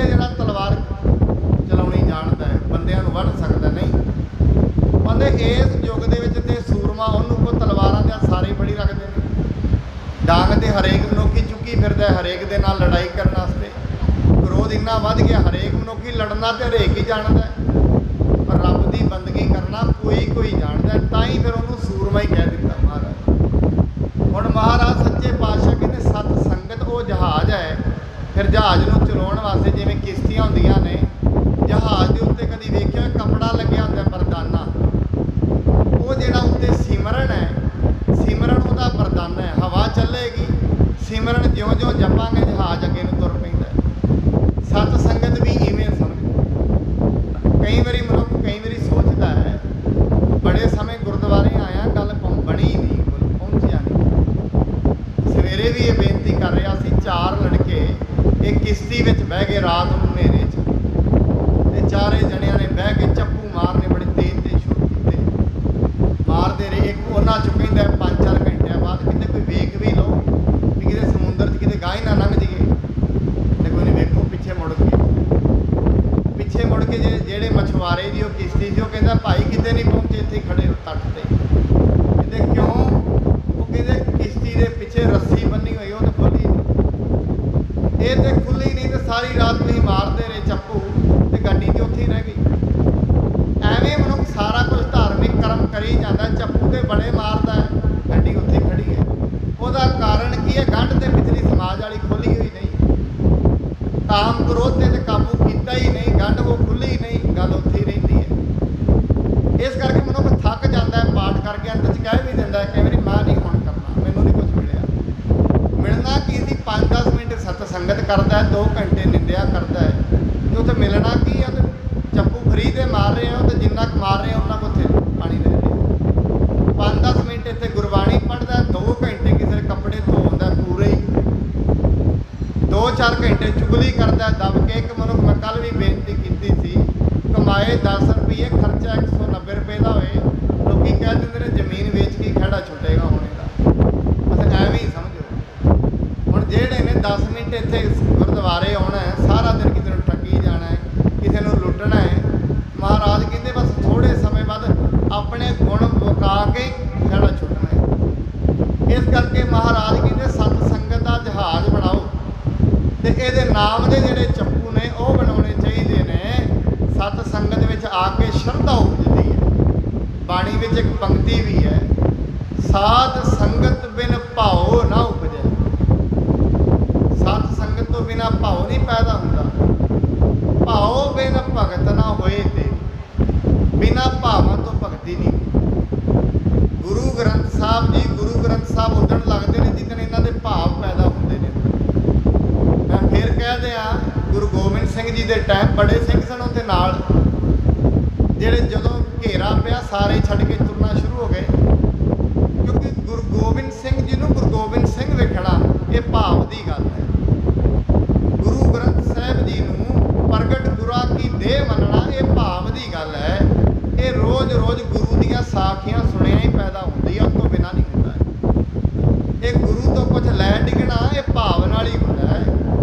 ਕਈ ਮਹਾਂਪੁਰਖ ਵੇਖੇ ਨੇ, ਮੈਂ ਆਪ ਜੀ ਨੂੰ ਪਹਿਲਾਂ ਵੀ ਦੱਸਿਆ ਹੈ, ਉਹ ਗੁਰੂ ਗ੍ਰੰਥ ਸਾਹਿਬ ਜੀ ਦੇ 24 ਘੰਟੇ ਚੋਰ ਕਰਦੇ ਹੁੰਦੇ ਸਨ ਜਦੋਂ ਤਾਈਂ ਜੀਵੇ। ਤੇ ਉਹਨਾਂ ਜਦੋਂ ਸ਼ਹਿਰ ਦੇ ਵਿੱਚ ਜਾਣਾ, ਬੱਚਿਆਂ ਨੂੰ ਕੌਡੀ ਖਿਡਾਣੀ ਤੇ ਮਹਾਰਾਜ ਦਾ ਨਾਲ ਆਸਨ ਲਾਉਣਾ, ਮਹਾਰਾਜਾ ਬੱਚੇ ਖੇਡ ਰਹੇ ਨੇ ਤੁਸੀਂ ਵੀ ਵੇਖੋ, ਤਾਂ ਪ੍ਰਗਟ ਗੁਰਾਂ ਕੀ ਦੇ। ਐਸੇ ਵੀ ਜਿਹੜੇ ਮਨੁੱਖ ਦੁਨੀਆ ਤੇ ਹੋਏ ਹਨ, ਦੇਖੋ ਪਾਵੋ ਕਰੋ ਸੁਖਾਰੇ, ਆਨੰਦ ਪ੍ਰਾਪਤ ਪਾਰ ਕਰਾਰੇ। ਇਸ ਕਰਕੇ ਇਹ ਕਲਯੁਗ ਦੇ ਸਮੇਂ ਵਿੱਚ ਸਤ ਸੰਗਤ ਪ੍ਰਾਪਤ ਕਰੋ। ਸਤ ਸੰਗਤ ਸਾਰੇ ਸੁੱਖਾਂ ਦੀ ਮਾਂ ਹੈ। ਜਿਉਂ-ਜਿਉਂ ਸਤ ਸੰਗਤ ਪ੍ਰਾਪਤ ਹੋਏਗੀ, ਚੰਗੇ ਗੁਣ ਮਨੁੱਖ ਦੇ ਵਿੱਚ ਆਣੇ ਸ਼ੁਰੂ ਹੋ ਜਾਂਦੇ ਹਨ। ਇਸ ਜਹਾਜ਼ ਬਿਨ ਪਾਰ ਨਾ ਪਾਵੋ, ਨਿਮਰ ਭਾਵ ਹੋਇ ਸੇਵ ਕਮਾਵੋ। ਇਹ ਜਹਾਜ਼ ਤੋਂ ਬਿਨਾਂ ਨਹੀਂ ਖਹਿੜਾ ਛੁੱਟਣਾ, ਮਹਾਰਾਜ ਜੀ ਕਹਿੰਦੇ। ਇਹ ਜਹਾਜ਼ ਤੋਂ ਬਿਨਾਂ ਗੱਲ ਬਣਨੀ ਨਹੀਂ। ਮਨੁੱਖ ਦਾਨ ਵੀ ਕਰੇ, ਬਾਣੀ ਤੇ ਇਹ ਗੱਲ ਕਹਿੰਦੀ ਹੈ, ਜੇ ਮਨੁੱਖ ਦਾਨ ਵੀ ਕਰੇ, ਮਹਾਰਾਜ ਕਿੰਨੇ ਪ੍ਰਕਾਰ ਦੇ ਤੀਰਥਾਂ ਦੇ ਇਸ਼ਨਾਨ ਕਰੇ, ਪਰ ਜੇ ਸਤ ਸੰਗਤ ਨਾ ਕਰੇ ਸਭ ਬਿਰਥਾ ਹੀ ਚਲਾ ਜਾਂਦਾ ਹੈ। ਮਹਾਰਾਜ ਬਾਣੀ 'ਚ ਵੀ ਕਹਿੰਦੇ, ਕਿਉਂ ਅੱਜ ਦੇ ਸਮੇਂ ਵਿੱਚ ਦਾਨ ਵੀ ਮਨੁੱਖ ਦਾ ਆਪਣੀ ਪਰਸਨੈਲਿਟੀ ਬਣਾਉਣ ਵਾਸਤੇ ਲੱਗ ਜਾਂਦਾ ਵੀ ਮੈਂ ਦਾਨ ਕੀਤਾ ਹੈ। ਅੱਜ ਤੇ ਚਲੋ ਨਹੀਂ, ਪਹਿਲਾਂ ਪੱਖੇ ਪੱਖਿਆਂ ਦੇ ਉੱਤੇ ਵੀ ਨਾਂ ਲਿਖੇ ਜਾਂਦੇ ਸੀ ਵੀ ਅਸੀਂ ਚੜਾਇਆ ਹੈ। ਅੱਜ ਤੇ ਚਲੋ ਹੌਲੀ ਹੌਲੀ ਮਨੁੱਖ ਪਿੱਛੇ ਹੀ ਹਟ ਗਿਆ ਹੈ। ਕਦੀ ਦਰਬਾਰ ਸਾਹਿਬ ਜਾਣਾ, ਜਿੰਨੇ ਪਿੱਲਰ ਨੇ ਸਾਰਿਆਂ ਤੇ ਪਲੇਟਾਂ ਲੱਗੀਆਂ ਨੇ, ਸਾਰਿਆਂ ਤੇ 5200 ਇਹਨੇ ਦੀ ਤੇ 4100 ਇਹਨੇ ਦੀ। ਕਿਉਂ? ਫਿਰ ਉਹ ਜਦੋਂ ਤੋਂ ਹੀ ਪਲੇਟ ਲੱਗੀ ਆ ਉਦੋਂ ਤੋਂ ਹੀ ਤੇ ਗੱਲ ਬਣਨੀ ਨਹੀਂ। ਕਿਉਂ? ਜਦੋਂ ਪਲੇਟ ਨੂੰ ਵੇਖੇਗਾ ਨਾਲ ਹੀ ਆਏਗਾ ਮੈਂ ਦਿੱਤਾ ਹੈ। ਤੇ ਜਦੋਂ ਤੋਂ ਹੀ ਮਾਰਗ ਜਬ ਲਗ ਮੇਰੀ ਮੇਰੀ ਕਰ ਤਬ ਲਗ ਕਾਜ ਇੱਕ ਨਹੀਂ ਸਕਦਾ। ਜਦੋਂ ਤੋਂ ਹੀ ਮੇਰੀ ਕਰਦਾ ਉਦੋਂ ਤੋਂ ਹੀ ਗੱਲ ਕਿੱਥੇ ਬਣਨੀ, ਉਦੋਂ ਦੀ ਤਾਂ ਇੱਕ ਵੀ ਕਾਰਜ ਨਹੀਂ ਹੁੰਦਾ। ਸੋ ਇਸ ਕਰਕੇ ਮਹਾਰਾਜ ਕਹਿੰਦੇ ਨੇ ਸਤ ਸੰਗਤ ਦਾ ਜਹਾਜ਼ ਬਣਾਓ ਤੇ ਹਮੇਸ਼ਾ ਨੀਵੇਂ ਹੋ ਕੇ ਨਿਮਰਤਾ ਦੇ ਵਿੱਚ ਸੇਵਾ ਕਰਨੀ ਚਾਹੀਦੀ ਹੈ। दोहरा बाल बैस को जवा ज्यों ग्रास लेत तत्काल। ਐਵੇਂ ਸਮਝੋ ਜਿਵੇਂ ਬਾਲਕਪਣ ਨੂੰ ਜਵਾਨੀ ਗਰਸ ਲੈਂਦੀ ਹੈ, ਖਾ ਲੈਂਦੀ ਹੈ। ਬਾਲਕਪਣ ਨੂੰ ਜਵਾਨੀ ਖਾ ਜਾਂਦੀ ਹੈ, ਬੜੀ ਛੇਤੀ ਹੀ ਖਾ ਜਾਂਦੀ ਹੈ। तैसे ही इस जुआ को ग्रस ही जरा विशाल। ਐਵੇਂ ਹੀ ਸਮਝੋ ਇਹ ਜਵਾਨੀ ਨੂੰ ਬੁਢੇਪਾ ਗਰਸ ਲੈਂਦਾ ਹੈ। ਜਿਵੇਂ ਜਿਵੇਂ ਮਨੁੱਖ ਜਵਾਨ ਹੁੰਦਾ ਹੈ, ਮਨੁੱਖ ਨੂੰ ਆਪਣੇ ਅੰਦਰ ਦੇ ਅਧਿਆਤਮਿਕ ਲੈਵਲ ਤੇ ਇਹ ਪਤਾ ਹੀ ਨਹੀਂ ਲੱਗਦਾ ਮੈਂ ਬੁੱਢਾ ਕਦੋਂ। ਕਿਸੇ ਬਜ਼ੁਰਗ ਨਾਲ ਇਹ ਬਾਤ ਕਰਕੇ ਛੇੜਨਾ ਵੀ ਬਾਪੂ ਜੀ ਪਤਾ ਲੱਗਿਆ ਕਿਸੇ ਬੀਬੀ ਨਾਲ, ਬਜ਼ੁਰਗ ਹੈ ਜਿਹੜੀ, ਉਹਨੇ ਐਵੇਂ ਕਿਹਾ ਕੱਲ੍ਹ ਦੀਆਂ ਤੇ ਗੱਲਾਂ ਨੇ, ਪਤਾ ਹੀ ਨਹੀਂ ਲੱਗਾ। ਇਹ ਪਤਾ ਲੱਗਦਾ ਹੀ ਨਹੀਂ ਉਮਰ ਕਦੋਂ ਲੰਘ ਜਾਂਦੀ ਹੈ, ਪਤਾ ਹੀ ਲੱਗਦਾ। ਇਹ ਉਦੋਂ ਹੀ ਪਤਾ ਲੱਗਦਾ ਜਿੱਦਣ ਸਿਰ ਕੰਬਣ ਲੱਗ ਜਾਂਦਾ, ਉਦੋਂ ਹੀ। ਜਿੱਦਣ ਲੱਤਾਂ ਚੱਲਣੀਆਂ ਬੰਦ ਹੋ ਜਾਂਦੀਆਂ ਨੇ ਉਦੋਂ ਹੀ ਸੋਝੀ ਆਉਂਦੀ ਹੈ ਵੀ ਮੈਂ ਤੇ ਰਹਿ ਗਿਆ ਹੁਣ। ਜਿਸ ਦਿਨ ਮਨੁੱਖ 50-60 ਤੋਂ ਉੱਤੇ ਲੰਘ ਜਾਂਦਾ ਹੈ, ਗੋਡੇ ਬੰਦ ਹੋ ਜਾਂਦੇ, ਉਦੋਂ ਪਤਾ ਉਹ ਨਿਕਲ ਗਈ ਉਮਰ ਤੇ, ਹੁਣ ਅੱਗੇ ਤੇ ਕੁਝ ਵੀ ਨਹੀਂ ਰਹਿ ਗਿਆ। ਇਸ ਕਰਕੇ ਸੱਚੇ ਪਾਤਸ਼ਾਹ ਸਾਹਿਬ ਜੀ ਕਹਿੰਦੇ ਨੇ ਜਵਾਨੀ ਨੂੰ ਇੱਕ ਦਿਨ ਬੁਢੇਪਾ ਗਰਸ ਜਾਂਦਾ ਹੈ। जो कोई जर्जर पूत देह वह जाही बुद्ध हीन नैन दिसाही। ਬੁਢਾਪੇ ਵਿੱਚ ਤਿੰਨ ਕੰਮ ਬਣਦੇ ਨੇ। ਕਿਹੜੇ ਕਿਹੜੇ? ਪਹਿਲੀ ਤੇ ਮਹਾਰਾਜ ਕਹਿੰਦੇ ਨੇ ਸਰੀਰ ਕਮਜ਼ੋਰ ਹੋ ਜਾਂਦਾ ਹੈ, ਚੱਲਦਾ ਨਹੀਂ, ਬੁੱਧੀ ਘੱਟ ਹੋ ਜਾਂਦੀ ਹੈ। ਕਈ ਵਾਰੀ ਤੇ ਤੀਜੀ ਗੱਲ ਨੈਣਾ ਤੋਂ ਵਿਖਣਾ ਬੰਦ ਹੋ ਜਾਂਦਾ ਹੈ, ਘੱਟ ਵੇਖਦਾ ਜਾਂ ਐਵੇਂ ਕਰਕੇ ਮਨੁੱਖ ਵੇਖਦਾ ਉੱਤੇ। ਪਹਿਲਾਂ ਤੇ ਅੱਜ ਤੇ ਬੀਬੀਆਂ ਨੇ ਪਹਿਲਾਂ ਤੇ ਹੱਥ ਧਰ ਕੇ ਵਹਿੰਦੀਆਂ ਸੀ ਦੂਰ ਦਾ। ਇਹ ਤਿੰਨ ਕੰਮ ਬੁਢੇਪੇ ਵਿੱਚ ਹੋ ਜਾਂਦੇ ਨੇ। ਮਹਾਰਾਜ ਕੇ ਤਬਲੇ ਧਰਮ ਕੀ ਆਸ ਕਰੇ, ਜਦੋਂ ਰਹਿਣਾ ਹੀ ਕੱਖ ਨਹੀਂ, ਜਦੋਂ ਮਨੁੱਖ ਸਮਾਜ ਦੇ ਹਿਸਾਬ ਦਾ ਨਹੀਂ ਰਹਿਣਾ ਤੇ ਰੱਬ ਦੇ ਹਿਸਾਬ ਦਾ ਰਹਿ ਜਾਏਗਾ। ਇਸ ਕਰਕੇ ਬੁਢੇਪੇ ਵਿੱਚ ਜਾ ਕੇ ਸਰੀਰ ਕਮਜ਼ੋਰ ਹੋ ਜਾਂਦਾ ਹੈ। करन न सुनहि सिर तब कांपा कृष्णा अधिक होत परतापा। ਇੱਥੇ ਗੁਰੂ ਨਾਨਕ ਸਾਹਿਬ ਇਹ ਬੜੀ ਕਮਾਲ ਦੀ, ਬੜੀ ਵੱਡੀ ਗੱਲ ਕਹਿ ਰਹੇ ਨੇ। ਕਹਿੰਦੇ ਸਿਰ ਕੰਬਣ ਲੱਗ ਜਾਂਦਾ ਹੈ। ਸਿਰ ਕੰਬਿਓ ਪੱਗ ਡਗ ਮਗੇ ਨੈਣ ਜੋਤ ਤੇ ਕਹੋ ਨਾਨਕ ਇਹ ਬਿਦ ਭਈ ਕਹੂ ਨਾ ਹਰ ਰਸਲੀ। ਜੇ ਮਹਾਰਾਜ ਜੀ ਨੂੰ ਪੁੱਛੀਏ, ਮਹਾਰਾਜ ਜੀ ਦਾ ਸਿਰ ਕੰਬਦਾ ਹੈ, ਸਰੀਰ ਚੱਲਦਾ ਨਹੀਂ, ਤੁਸੀਂ ਕਹਿ ਰਹੇ ਹੋ ਹਰੀ ਦਾ ਰਸ ਨਹੀਂ ਲੈ ਰਹੇ, ਫਿਰ ਲੈਂਦਾ ਕੀ ਹੈ ਉਹ? ਮਹਾਰਾਜ ਇੱਥੇ ਦੱਸ ਰਹੇ ਨੇ ਕਿ ਉਹਨੂੰ ਤ੍ਰਿਸ਼ਨਾ ਹੋਰ ਵੱਧ ਜਾਂਦੀ ਹੈ। ਇੰਨੀ ਇੱਕ ਬੱਚੇ 'ਚ ਤ੍ਰਿਸ਼ਨਾ ਨਹੀਂ ਹੁੰਦੀ ਜਿੰਨੀ ਇੱਕ ਜਵਾਨ 'ਚ ਹੁੰਦੀ ਹੈ। ਇੰਨੀ ਇੱਕ ਜਵਾਨ 'ਚ ਤ੍ਰਿਸ਼ਨਾ ਨਹੀਂ ਹੁੰਦੀ ਜਿੰਨੀ ਇੱਕ ਜਦੋਂ ਬੰਦਾ ਬਜ਼ੁਰਗ ਹੋ ਜਾਂਦਾ ਉਦੋਂ ਹੁੰਦੀ। ਬਜ਼ੁਰਗੀ 'ਚ ਤ੍ਰਿਸ਼ਨਾ ਜ਼ਿਆਦਾ ਵੱਧ ਜਾਂਦੀ ਹੈ। ਕਈ ਵੇਖਿਓ ਜਦੋਂ ਮਨੁੱਖ ਬਜ਼ੁਰਗ ਹੁੰਦਾ ਹੈ, ਬਾਹਰ ਕੋਈ ਇੱਟ ਵੀ ਮਿਲ ਜਾਏ ਨਾ ਸੜਕ ਤੇ, ਇੱਟ ਵੀ ਚੁੱਕ ਕੇ ਘਰ ਲੈ ਜਾਂਦਾ ਹੈ। ਕਈ ਵਾਰੀ ਮੈਂ ਵੇਖਿਆ ਪਿੰਡਾਂ ਵਿੱਚ ਤੇ ਆਮ ਚੱਲਦਾ ਹੈ।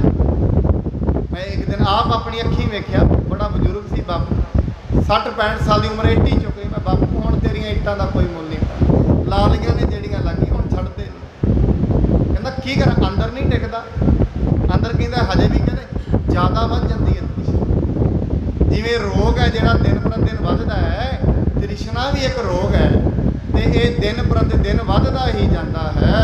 ਢੀਲੋ ਮਾਸ ਸੁੰਦਰਤਾ ਹਰਹੀ ਜਿਉ ਤਰ ਕੋ ਗੁਣ ਸੂਕਹਿ ਕਰਹੀ। ਕੀ ਹੁੰਦਾ ਹੈ? ਮਾਸ ਢਿੱਲਾ ਹੋ ਜਾਂਦਾ ਹੈ। ਮਹਾਰਾਜ ਕਹਿੰਦੇ ਨੇ ਮਾਸ ਕਮਜ਼ੋਰ ਹੋ ਜਾਂਦਾ ਹੈ, ਢਿੱਲਾ ਮਾਸ ਹੋ ਜਾਂਦਾ ਹੈ, ਸੁੰਦਰਤਾ ਸਰੀਰ ਦੀ ਗਾਇਬ ਹੋ ਜਾਂਦੀ ਹੈ। ਤੇ ਮਹਾਰਾਜ ਕਹਿੰਦੇ ਨੇ ਗੱਲਾਂ ਬਾਤਾਂ ਨਾਲ ਕੋਈ ਵੀ ਉਹਦੇ ਨਾਲ ਗੱਲਬਾਤ ਕਰਕੇ ਵੀ ਰਾਜੀ ਨਹੀਂ ਹੁੰਦਾ। ਇਸਤਰੀ ਤਾਤ ਅਪਰ ਪਰਵਾਰਾ ਸਭ ਤਜ ਦੇਹ ਨਾ ਲਾਗਹਿ ਪਿਆਰਾ। ਇਹ ਵੇਖੋ ਕਿੱਡੀ ਵੱਡੀ ਮਹਾਰਾਜ ਗੁਰੂ ਨਾਨਕ ਸਾਹਿਬ ਜੀ ਸਿੱਖਾਂ ਨੂੰ ਉਪਦੇਸ਼ ਕਰ ਰਹੇ ਨੇ। ਕਹਿੰਦੇ ਭਾਈ ਜਦੋਂ ਬਜ਼ੁਰਗ ਹੋ ਜਾਏਗਾ ਘਰਦਿਆਂ ਛੱਡ ਦੇਣਾ ਤੈਨੂੰ। ਕਿਉਂ? ਜਿਹੜੀ ਵਸਤੂ ਨਕਾਰੀ ਹੋ ਜਾਏ, ਜਿਹੜਾ ਕੋਈ ਦੇਣ ਲੈਣ ਦੇ ਤੇ ਸੰਬੰਧ ਨੇ, ਦੁਨੀਆ 'ਚ ਸੰਬੰਧ ਹੈ ਦੇਣ ਲੈਣ ਦੇ। ਫਿਰ ਬਾਪੂ ਨੂੰ ਕਹਿੰਦੇ 2500 ਪੈਨਸ਼ਨ ਬੜੀ ਹੈ ਤੈਨੂੰ ਹੋਰ ਕੀ ਚਾਹੀਦਾ। ਬੀਬੀ ਨੂੰ ਵੀ 2500 ਪੈਨਸ਼ਨ ਆ, ਚਲੋ ਇਹ ਤੇ ਗਵਰਨਮੈਂਟ ਦੇ ਰਹੀ ਹੈ, ਇਹ ਤੋਂ ਕਾ ਉਹਦਾ ਕੁਝ ਨਹੀਂ ਰਹਿੰਦਾ। ਜੋ ਕੁਝ ਉਹਨੇ ਬਣਾਇਆ ਹੁੰਦਾ ਸਭ ਕੁਝ ਉਹਦਾ ਬਗਾਨਾ ਹੋ ਜਾਂਦਾ ਹੈ। ਪਿਆਰ ਵੀ ਜਿਹੜਾ ਪਰਿਵਾਰ ਦੇ ਨਾਲ ਪਿਆਰ ਵੀ ਉਹਦਾ ਘਟ ਜਾਂਦਾ ਹੈ। ਜਰਾ ਨਿਸਾ ਮਹਿ ਫਾਂਸੀ ਸਿਆਰੀ ਆਏ ਸ਼ਬਦ ਕਰਹੀ ਦੁਖਕਾਰੀ। ਮਹਾਰਾਜ ਜੀ ਰਾਤ ਨੂੰ ਖੰਘਦਾ ਰਹਿੰਦਾ ਹੈ, ਸਾਰੀ ਰਾਤ ਖੰਘਣ 'ਚ ਲੰਘ ਜਾਂਦੀ ਹੈ ਤੇ ਆਵਾਜ਼ ਵੀ ਜਿਹੜੀ ਨਿਕਲਦੀ ਹੈ ਉਹ ਵੀ ਬੜੀ ਦੁਖਦਾਈ ਨਿਕਲਦੀ ਹੈ। ਹਵੈ ਅਸ ਤਤ ਇੱਕ ਰੋਗ ਸ ਨ ਜਾਈ ਜਿਉ ਤਰ ਵੱਡੈ ਰੂਪ ਰਹਾਈ। ਮਹਾਰਾਜ ਕਹਿੰਦੇ ਕਮਜ਼ੋਰ ਤੇ ਹੋ ਜਾਂਦਾ ਪਰ ਗੁੱਸਾ ਨਹੀਂ ਜਾਂਦਾ ਅੰਦਰ। ਇਹ ਕਿੱਡੀ ਵੱਡੀ ਗੱਲ। ਕਹਿੰਦੇ ਇਹ ਗੱਲ ਤੇ ਹੈ, ਸਰੀਰ ਕੰਮ ਤੇ ਨਹੀਂ ਕਰਦਾ, ਬੈਠਾ ਹੀ ਝੂਰਦਾ ਰਹਿੰਦਾ ਹੈ। ਸਰੀਰ ਕਮਜ਼ੋਰ ਹੋ ਜਾਂਦਾ ਬਜ਼ੁਰਗੀ 'ਚ, ਇਹ ਮਤ ਸਮਝਣਾ ਵਿਕਾਰ ਖਤਮ ਹੋ ਜਾਂਦਾ ਹੈ। ਗੁੱਸਾ ਸੁਣੋ ਬਜ਼ੁਰਗ ਨੂੰ ਜ਼ਿਆਦਾ ਹੁੰਦਾ, ਮੇਰੇ ਤੋਂ ਪੁੱਛਦਾ ਕੋਈ ਨਹੀਂ, ਇਹ ਸਭ ਕੁਝ ਮੈਂ ਕੀਤਾ ਹੈ, ਹੁਣ ਇਹ ਆਪਣੀ ਮਰਜ਼ੀ ਨਾਲ ਹੀ ਕਰੀ ਜਾਂਦੇ ਨੇ।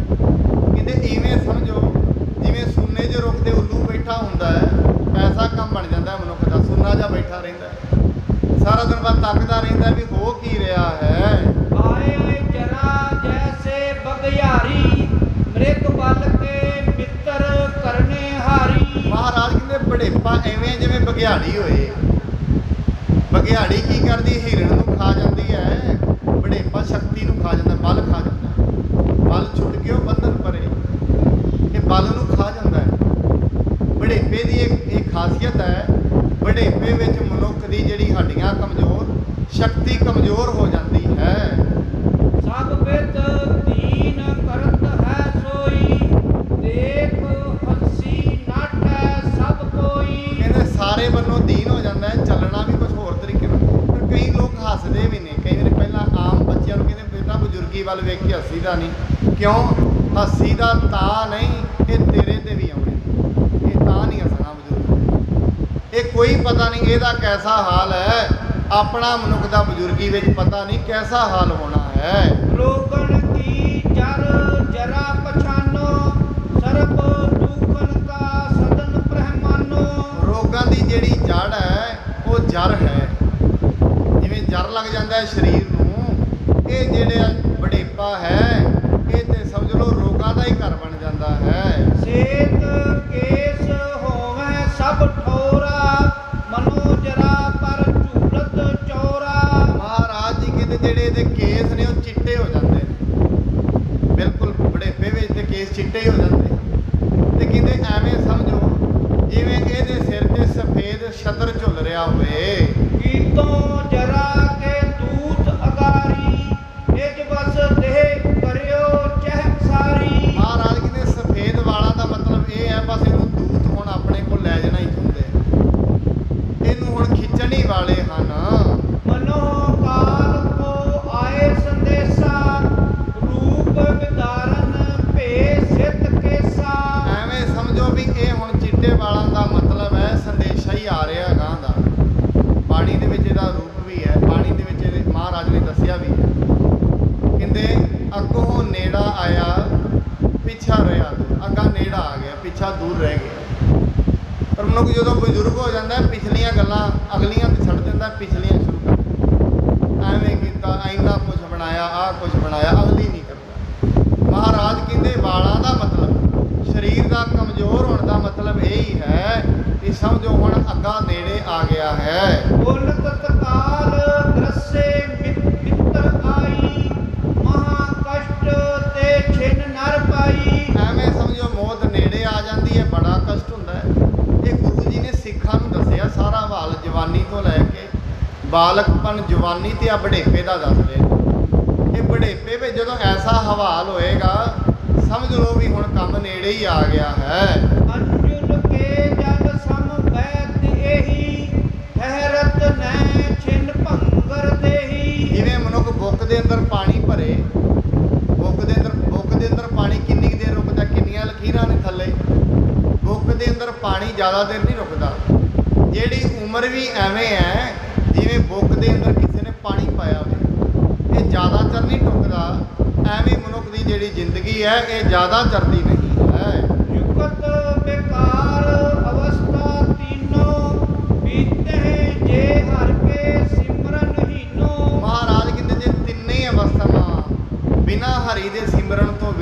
ਬਿਰਥਾ ਚਲੀਆਂ ਗਈਆਂ ਹਨ, ਫਿਰ ਇਹਦੇ ਜੀਵਨ ਲੈਣ ਦਾ ਇਹਨੂੰ ਕੋਈ ਫਾਇਦਾ ਨਹੀਂ ਹੋਇਆ। ਨਿਜ ਕਲਿਆਣ ਚਹਿਤ ਹੈ ਜੇਈ, ਸਤ ਸੰਗਤ ਮੈਂ ਮਿਲ ਹੈ ਤੇਈ। ਮਹਾਰਾਜ ਕਹਿੰਦੇ ਜੇ ਹਜੇ ਵੀ ਕਲਿਆਣ ਉਹ ਚਾਹੁੰਦੇ ਨੇ, ਜਿਹੜੇ ਬਜ਼ੁਰਗ ਵੀ ਹੋ ਗਏ ਨੇ, ਜੇ ਹਜੇ ਵੀ ਚਾਹੁੰਦੇ ਨੇ ਵੀ ਪਿਛਲਾ ਲਾਹਾ ਵੀ ਮਿਲ ਜਾਏ, ਉਹਦਾ ਇੱਕ ਹੀ ਹੁਣ ਕਹਿੰਦੇ ਮਹਾਰਾਜ ਉਪਾਏ ਰਹਿ ਜਾਂਦਾ ਹੈ, ਉਹਨਾਂ ਨੂੰ ਫਿਰ ਗੁਰੂ ਪੀਰ ਦੀ ਕੀਰਤਨ ਕਥਾ ਦੀ ਸੰਗਤ ਕਰਨੀ ਚਾਹੀਦੀ ਹੈ। ਤਿਨ ਕੇ ਬਚਨ ਸੁਨਹਿ ਔਰ ਮਾਨਹਿ, ਔਰ ਨਿਤ ਯਾਸਨ ਆਨੰਦ ਸੋ ਠਾਨਹਿ। ਦਿਨ ਰਾਤ ਫਿਰ ਜੋ ਵੀ ਕਥਾ ਕਹਾਣੀਆਂ ਸਤ ਸੰਗਤ 'ਚ ਸੁਣਦੇ ਨੇ, ਜੋ ਵੀ ਵਿਚਾਰ ਸੁਣਦੇ ਨੇ, ਪਰ ਉਹਨਾਂ ਨੂੰ ਮਨ ਵਿੱਚ ਧਾਰਨ ਵੀ ਕਰਨਾ ਚਾਹੀਦਾ ਹੈ। ਹਮੇਸ਼ਾ ਉਹਦੀ ਵਿਚਾਰ ਕਰਦੇ ਰਹਿਣਾ ਚਾਹੀਦਾ ਹੈ ਤੇ ਮਨੁੱਖ ਨੂੰ ਇਹ ਸਮਝ ਲੈਣਾ ਚਾਹੀਦਾ ਹੈ ਮੇਰਾ ਹਰੀ ਸਿਮਰਨ ਤੋਂ ਬਿਨਾ ਹੁਣ ਅੱਗੇ ਕੋਈ ਸਹਾਰਾ ਨਹੀਂ ਰਹਿ ਗਿਆ। ਡਿਡ ਅਭਿਆਸ ਹੋਏ ਹੈ ਜਬ ਹੀ, ਨਿਜ ਸਰੂਪ ਸਖ ਯਾਤ ਸੋ ਤਬ ਹੀ। ਜੇ ਬੁਢੇਪੇ ਵਿੱਚ ਵੀ ਆ ਕੇ ਮਨੁੱਖ ਦਾ ਸਰੀਰ ਚਲੋ 45-50 ਸਾਲ ਨਿਕਲ ਵੀ ਗਏ ਨੇ, ਜੇ ਫਿਰ ਵੀ ਉਹ ਅਭਿਆਸ ਸ਼ੁਰੂ ਕਰ ਦੇਵੇ, ਕਹਿੰਦੇ ਉਹਨੂੰ ਆਪਣਾ ਰੂਪ ਜਿਹੜਾ ਉਹ ਪਤਾ ਲੱਗਣਾ ਸ਼ੁਰੂ ਹੋ ਜਾਂਦਾ ਹੈ। ਏਕ ਰੂਪ ਸਭ ਸ੍ਰੀ ਨਿਰੰਕਾਰਾ, ਮਨ ਕਲਪਨ ਤੇ ਜਗਤ ਅਪਾਰਾ। ਉਹਨੂੰ ਇਹ ਪਤਾ ਲੱਗ ਜਾਂਦਾ ਹੈ ਸਾਰਾ ਕੁਝ ਵਿਸਤਾਰ ਪਰਮਾਤਮਾ ਦਾ ਹੈ, ਇੱਕ ਪਰਮਾਤਮਾ ਨੂੰ ਉਹ ਮਨੁੱਖ ਪ੍ਰਾਪਤ ਕਰ ਲੈਂਦਾ ਹੈ। ਜਿਤ ਤਿਤ ਦੇਖਿਓ ਏਕ ਵਸਾਈ, ਰਾਗ ਦ્વੈਖ ਸਹਿਜੇ ਮਿਟ ਜਾਈ। ਪ੍ਰਭੂ ਦਾ ਨਾਮ ਜਪਦਿਆਂ ਜਪਦਿਆਂ, ਪਰਮੇਸ਼ਰ ਦੀ ਬੰਦਗੀ ਕਰਦਿਆਂ ਕਰਦਿਆਂ ਰਾਗ ਦ્વੈਸ਼ ਖਤਮ ਹੋ ਜਾਂਦੇ, ਜਪਦਿਆਂ ਜਪਦਿਆਂ ਹੀ ਖਤਮ ਹੁੰਦੇ ਨੇ। ਉਸ ਤੋਂ ਪਹਿਲਾਂ ਇਹ ਜਿੰਨਾ ਕੁਝ ਵੀ ਹੈ ਜਪ ਦੇ ਨਾਲ ਹੀ ਸਭ ਕੁਝ। ਮਹਾਰਾਜ ਨੇ ਗੁਰਬਾਣੀ ਦੇ ਵਿੱਚ ਕਦੀ ਆਪ ਜੀ ਬਾਰ-ਬਾਰ ਪੜ੍ਹੋਗੇ ਇੱਕ ਹੀ ਗੱਲ ਹੈ ਕਿ ਜਪ ਮਨਾ ਜਪ।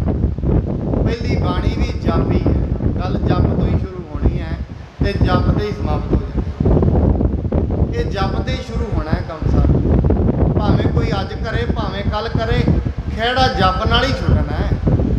ਇਹ ਇਸ ਜਨਮ 'ਚ ਨਹੀਂ ਜਪੇਗਾ, ਗਾਂ ਫਿਰ ਕੋਈ 5-4 ਲੱਖ ਜੁਨੀਆਂ ਭੋਗ ਪਾ ਕੇ ਫੇਰ ਆ ਜਾਏਗਾ। ਛੁੱਟਣਾ ਤੇ ਹੈ ਜਪ ਦੇ ਨਾਲ ਹੀ। ਜਪ ਤੋਂ ਬਿਨਾ ਜ਼ਿੰਦਗੀ ਦੇ ਵਿੱਚ ਮਨੁੱਖ ਦਾ ਉਧਾਰ ਨਹੀਂ ਹੋ ਸਕਦਾ। ਤੇ ਨਰ ਪਾਰ ਪਰੇ ਦੁਖ ਸਾਗਰ, ਸਭ ਸਿਰ ਤਾਜ ਸੇ ਹੋਏ ਉਜਾਗਰ। ਮਹਾਰਾਜ ਜੀ ਕਹਿੰਦੇ ਉਹ ਮਨੁੱਖ ਸਾਗਰ ਪਾਰ ਹੋ ਜਾਂਦੇ ਨੇ ਤੇ ਸਾਰਿਆਂ ਦੇ ਸਿਰਮੌਰ ਬਣ ਜਾਂਦੇ ਨੇ, ਸਾਰਿਆਂ ਦੇ ਸਰਤਾਜ ਬਣ ਜਾਂਦੇ ਨੇ। ਇੱਥੋਂ ਤੇ ਦੀ ਕਥਾ ਅਸੀਂ ਅੱਜ ਸ਼ਰਵਣ ਕਰਾਂਗੇ। ਕੱਲ ਨੂੰ ਜਿਹੜਾ ਅਗਲਾ ਪ੍ਰਸੰਗ ਸਾਹਿਬ ਸ੍ਰੀ ਗੁਰੂ ਨਾਨਕ ਦੇਵ ਮਹਾਰਾਜ ਜੀ ਦੇ ਹੁਣ 2 ਪ੍ਰਸੰਗ ਚੱਲਣਗੇ ਜੋਤੀ ਜੋਤ ਸਮਾਉਣ ਦੇ, ਕਿਵੇਂ ਉਹ ਤਿਆਰੀਆਂ ਕਰਦੇ ਹਨ ਮਹਾਰਾਜ ਜੀ ਨੇ ਆਪ ਹੀ ਦੱਸਣਾ, ਅਸੀਂ ਜਾਣਨਾ। ਵੇਖੋ ਇਹ ਵੀ ਕਿੰਨੀ ਵੱਡੀ ਗੱਲ ਹੈ। ਇਹ ਨਹੀਂ ਕਿਉਂਕਿ ਜਿਹੜੇ ਮਨੁੱਖ ਪਰਮੇਸ਼ਰ ਦੀ ਬੰਦਗੀ 'ਚ ਜੁੜ ਜਾਂਦੇ ਨੇ ਉਹਨਾਂ ਨੂੰ ਪਹਿਲਾਂ ਹੀ ਪਤਾ ਲੱਗ ਜਾਂਦਾ ਹੈ ਸਾਡਾ ਸਮਾਂ ਨੇੜੇ ਹੈ। ਉਹ ਪਹਿਲਾਂ ਘਰਦਿਆਂ ਨੂੰ ਵੀ, ਕਈ ਐਸੇ ਮਨੁੱਖ ਨੇ ਗ੍ਰਸਤੀ ਵੀ ਹੋਏ ਨੇ, ਆਪ ਜੀ ਨੇ ਸੁਣਿਆ ਵੀ ਹੋਏਗਾ, ਬੰਦਗੀ ਕਰਨ ਵਾਲੇ ਪਹਿਲਾਂ ਇਸ਼ਾਰੇ ਹੀ ਦੇਣੇ ਸ਼ੁਰੂ ਕਰ ਦਿੰਦੇ ਵੀ ਹੁਣ ਸਾਡਾ ਸਮਾਂ ਨੇੜੇ ਹੈ। ਸੋ ਮਹਾਰਾਜ ਜੀ ਨੇ ਸਾਰਾ ਕੁਝ ਗਰਤਾ ਗੱਦੀ ਦੇ ਦਿੱਤੀ ਹੈ। ਅੱਗੇ ਹੁਣ 2 ਪ੍ਰਸੰਗ ਚੱਲਣਗੇ ਜੋਤੀ ਜੋਤ ਸਮਾਉਣ ਦੇ। ਉਸ ਤੋਂ ਬਾਅਦ ਸੱਚੇ ਪਾਤਸ਼ਾਹ ਸਾਹਿਬ ਸ੍ਰੀ ਗੁਰੂ ਅੰਗਦ ਦੇਵ ਜੀ ਮਹਾਰਾਜ ਜੀ ਦੇ ਪਾਵਨ ਜੀਵਨ ਦੀ ਵਿਚਾਰ ਚੱਲੇਗੀ। ਬੜੀਆਂ ਕਈ ਐਸੇ ਵਿਚਾਰ ਮਹਾਰਾਜ ਗੁਰੂ ਅੰਗਦ ਸਾਹਿਬ ਜੀ ਨੇ ਸਿੱਖਾਂ ਨੂੰ, ਬੜੇ ਅਨਮੋਲ ਵਿਚਾਰ ਉਹਨਾਂ ਦੇ ਵੀ ਸਿੱਖਾਂ ਦੇ ਨਾਲ ਵਾਰਤਾ ਹੋਈਆਂ ਨੇ। ਆਪ ਜੀ ਜ਼ਰੂਰ ਇਹ 2-4 ਦਿਨਾਂ ਦੇ ਵਿੱਚ ਜਿਹੜੇ ਸਾਰੇ ਪ੍ਰਸੰਗ ਸ਼ੁਰੂ ਹੋ ਜਾਣਗੇ। ਬੜੇ ਪ੍ਰੇਮ ਸਤਿਕਾਰ ਸਹਿਤ ਦੇ ਨਾਲ ਗੁਰੂ ਸਾਹਿਬ ਜੀ ਦਾ ਜੀਵਨ ਦੀ ਇਹ ਕਥਾ ਸੁਣ ਕੇ ਆਪਣਾ ਜੀਵਨ ਸਫਲਾ ਕਰੀਏ। ਗੁਰਬਾਣੀ ਦਾ ਫਰਮਾਨ ਹੈ, ਹਰ ਕੀਆਂ ਕਥਾ ਕਹਾਣੀਆਂ ਗੁਰਮੀਤ। ਗੁਰੂ ਮਿੱਤਰ ਨੇ ਰੱਬ ਦੀਆਂ ਕਹਾਣੀਆਂ ਸੁਣਾਈਆਂ।